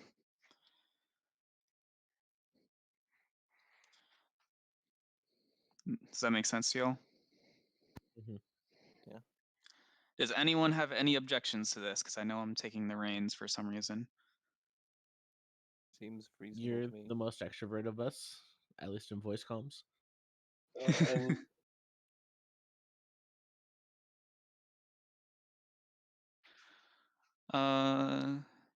cool. Sounds good. So you've got your light infantry at the front, your heavy infantry behind them, your cavalry on the wings, and the heavy infantry is also the archer force. This is, it's relatively basic, but it's fucking sound, that's for sure. And lastly, so it's not a clusterfuck, I personally say it should be Dahlia or Nubble, but who wants to have overall command of keeping fluidity? Scipio, god damn it. I don't think anyone wants to follow a kobold. Yeah, probably not. Dahlia, do you want to accept the responsibility of making sure shit goes right, basically, in the formation? So when the people start to fall on the horns, guard will supplement them because we have 100 fucking guard. Mm. Yeah. Try and keep everything organized, basically. Yeah. Yeah. You keep an eye on, like, you'll have the broader perspective, you and Noble, so you'll Yeah. be able to say, okay, you go over there. Fair enough. I think I can handle that. How many tribal warriors do we have? Like 100, I think it is 100. I think we took 60 with us, left 40 at home, so Right. we have 60 tribal sense. warriors. Yep. So Also make sure they have a Manticore and a Nightmare, which means 2 of their priests are probably going to be on those. Mm. Trying to rain down. If, like, from previous engagements, that's what we've seen, right? We've seen them riding Manticores and other flying creatures. Yeah, that's right. That's right. It seems that they put their elites on mounts. We may flying want mounts. to have you two keep an eye on ways, or figure out a way to knock them from the air. I know that Yeah. like control wind thing can do it, but what else? What are the ways do we Earthbind. have to dismount? Earthbind has this. If I took Earthbind, it would have a 600-foot range for me, and Yeah. I'd cast it on, say, the Manticore, and the Manticore Yeah. would have to make a strength saving throw, and if it fails, its fly speed is reduced to 0. So it'd hit Essentially all. making you an anti-air battery, basically, right? yeah. Cool. Yeah. Yeah, between that and we'll see if the Kenku can clip a wing or two. Mm-hmm. Yeah. And So I'll take the Earthbind then to deal with airborne threats. so do Good. you want me to help with the airborne or focus on ground troops, just trying to kill as many in mass as possible? Let's focus on the air first. I can kind of hold the center. And I'll also ask Maneater where he would like to be. He wants to serve the kobold as his mount. Gotcha. All right. Because, like, Oh, that's so ooh. cool. Do you know Nubble? You can be work as like the support messenger as well, especially if you have a fast mount that can fuck them up. Mm. That's the fastest. Yeah. I mean, it's a bit bright, but I might be able to shoot something out of the sky. So what we're going to try at first, right, is we are going to be in a box formation with basically staggering the 60 axemen with me and Devi in front. And then we're going to have all of the iron vultures and kobolds right behind us, but still in a square, not in the horn formation yet. And then we're going to have the guards in the back with Dahlia and Nubble. As soon as fighting breaks loose, the horns are going to sprout. All right. Since we don't, we do. It sounds like we've got a pretty good plan at the moment. So I'll ask this to get it. We're running out of time. If we look at the battlefield rules, and you might want to familiarize yourself with them a little bit during the week. We look at the battlefield rules. You'll see that there's basically only 2 things that two formations in a broad sense they can adopt. One is called a unit, and a unit is a group of 10.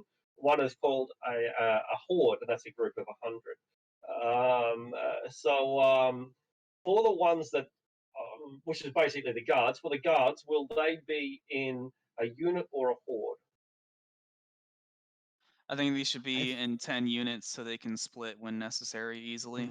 Keep in mind that will slow things down, a little bit. In game terms, it won't slow them down in mobility, but it will mean that the game goes slower.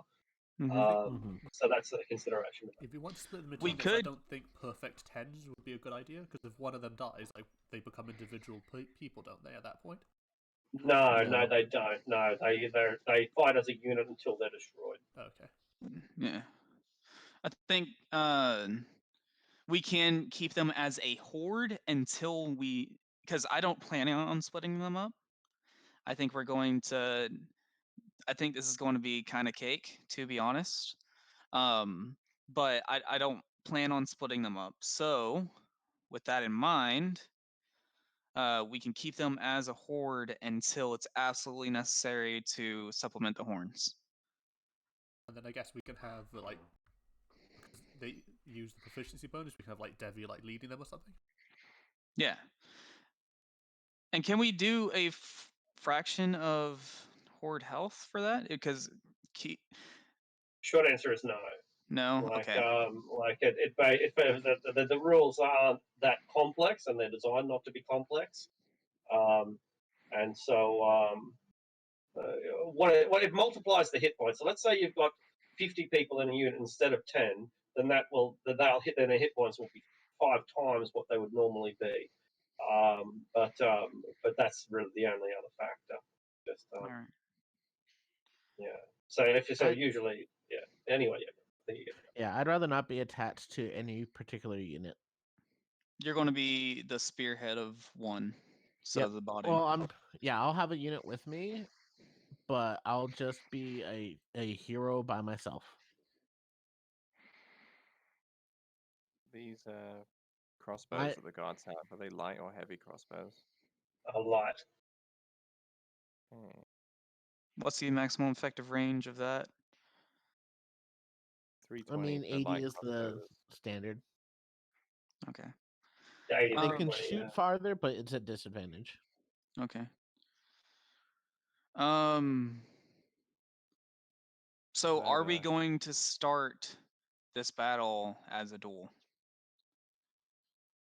Good. Those. I thought we were I- going to try I- and bait their army out into like open battle, like on a field rather than through the town. Yeah, we're going to take up a box formation outside, make it so they like set up their army in turn the same, because usually you want to usually, especially in this time period, people fought in mostly square formations, and then they just all go in and basically break up until there's one man standing, or the last people standing, with lines of archers in the back, basically. So most likely they will also adopt a kind of box formation, maybe split up a little bit, but mostly box. And in olden times, that would be the time that a challenge would be put forth, but for a duel. So as we meet them set up in box formations, Devi can throw down a black gauntlet and challenge their leader to a duel. Mm.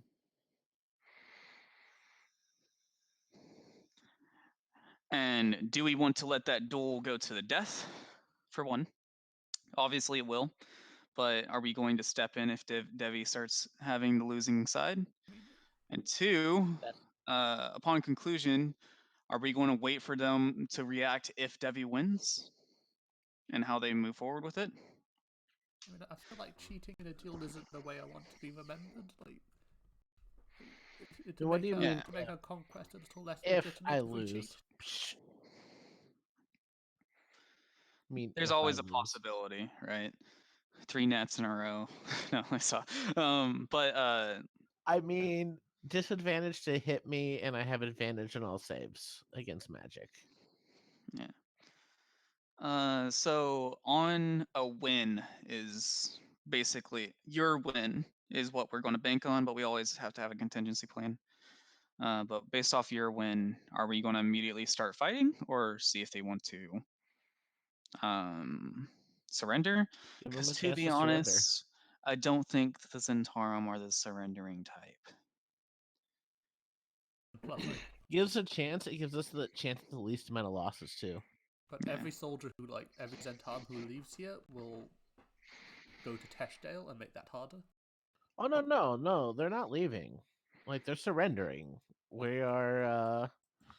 We'll figure out something to do with them. I was going to say, what are we going to do they with surrender. hundreds and hundreds of troops? Yeah, how are you going to feed them? Is that what you're asking, Sirloin? You know, That like sort how of are we thing? going to keep an eye on them? How are we going to feed them? How are we going to just keep control of that many people at once? The thing is, we can't. So battle is almost necessary. Yeah, I feel like we either have to kill them I all or rout mean- them. I don't think we can take them into custody. I mean, that dragon wanted tribute, right? Should send her some living heavy units. Send her some 200 heavy infantry. Send them to her tied up. It's fine. I don't think giving 200 troops to an evil dragon is a good idea. I think we're not at the point where we can set up POWs though. That's the point at which we're like, are we the baddies? The Zentarum have been the baddies for years, so might as well like make them taste the wrath of the Dales. Anyways, beyond that though, I do we want to even give them the opportunity to surrender, or because if they surrender, what do we do with them? Yeah. What are the stakes for the combat? I don't Like think the single combat. The stakes is Voonlar, one of their major footholds. Because if we get rid of Voonlar, that sets us up perfectly to attack Teshwave, and it almost forces the hand of the rest of the Dales to help us. Yeah, I'm saying almost. If we do it right, we can set up the right like heroic narrative. If we come here and heroically take over the town with no like obvious like underhanded like actions, it could like spur the rest of the Dales into like this is how it's meant to be done. Yeah, and it gives us a chance to call our banners basically. Yeah, because if they see us, they're like, oh, look what they did with such a small force. What if they had a larger one, kind of thing? Because they know that it's going to cause an immediate reaction from the Zentarum. Are they going to sit by and let that reaction play out? When one of the largest fighting forces... But, Yes, but you had to bank on the fact that... I know. You know what I mean, yeah. I think it banks they know... us Sorry, I was being a jerk. And I think this all banks on how we do it. So like if we do like the classic heroic story where we just storm the town and kill the Zentarum, I think that would be better than if we just fireball indiscriminately into the town and killing civilians as well. I don't think the Dales would like that at all. Oh, I'm planning on making this an open field battle. Yeah, but I mean, I'm just saying like the way we do this will determine whether or not people join us. Mm-hmm. Yeah, we're not going to sack the town. We're going to draw them out to battle.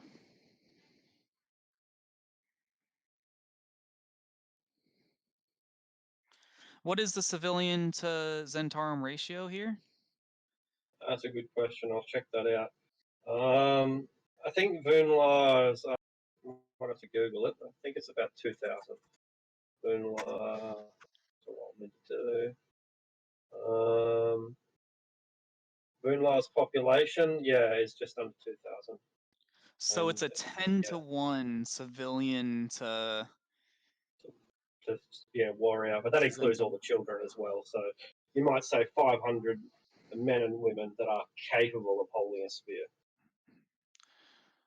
We're not going to ask them to fight during it, but I doubt they'll sit idly by when they see their suppressors for the past score. Oppressors for the past score. Fighting to the death against the good guys. I doubt they'll stand idly by and just watch.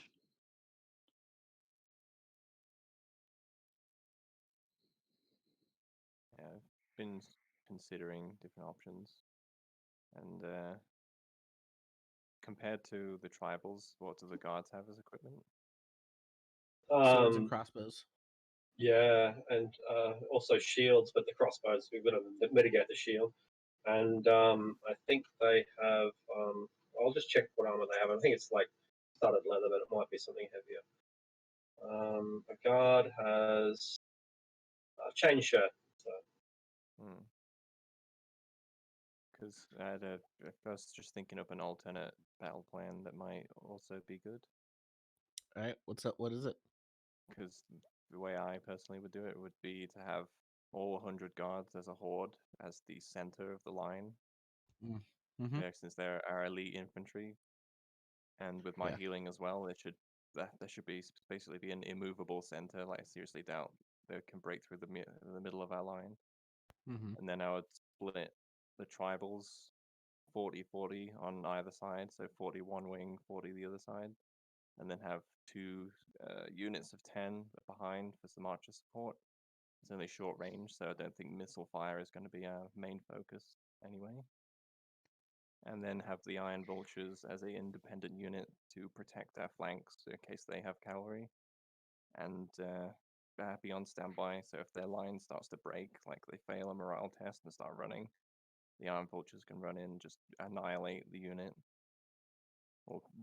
Or cycle around the back if there's an opportunity and charge from behind. Yeah, the whole purpose of the horns is to encircle the enemy. So the end goal of the horns is to get at them from behind and just engulf them. That's true.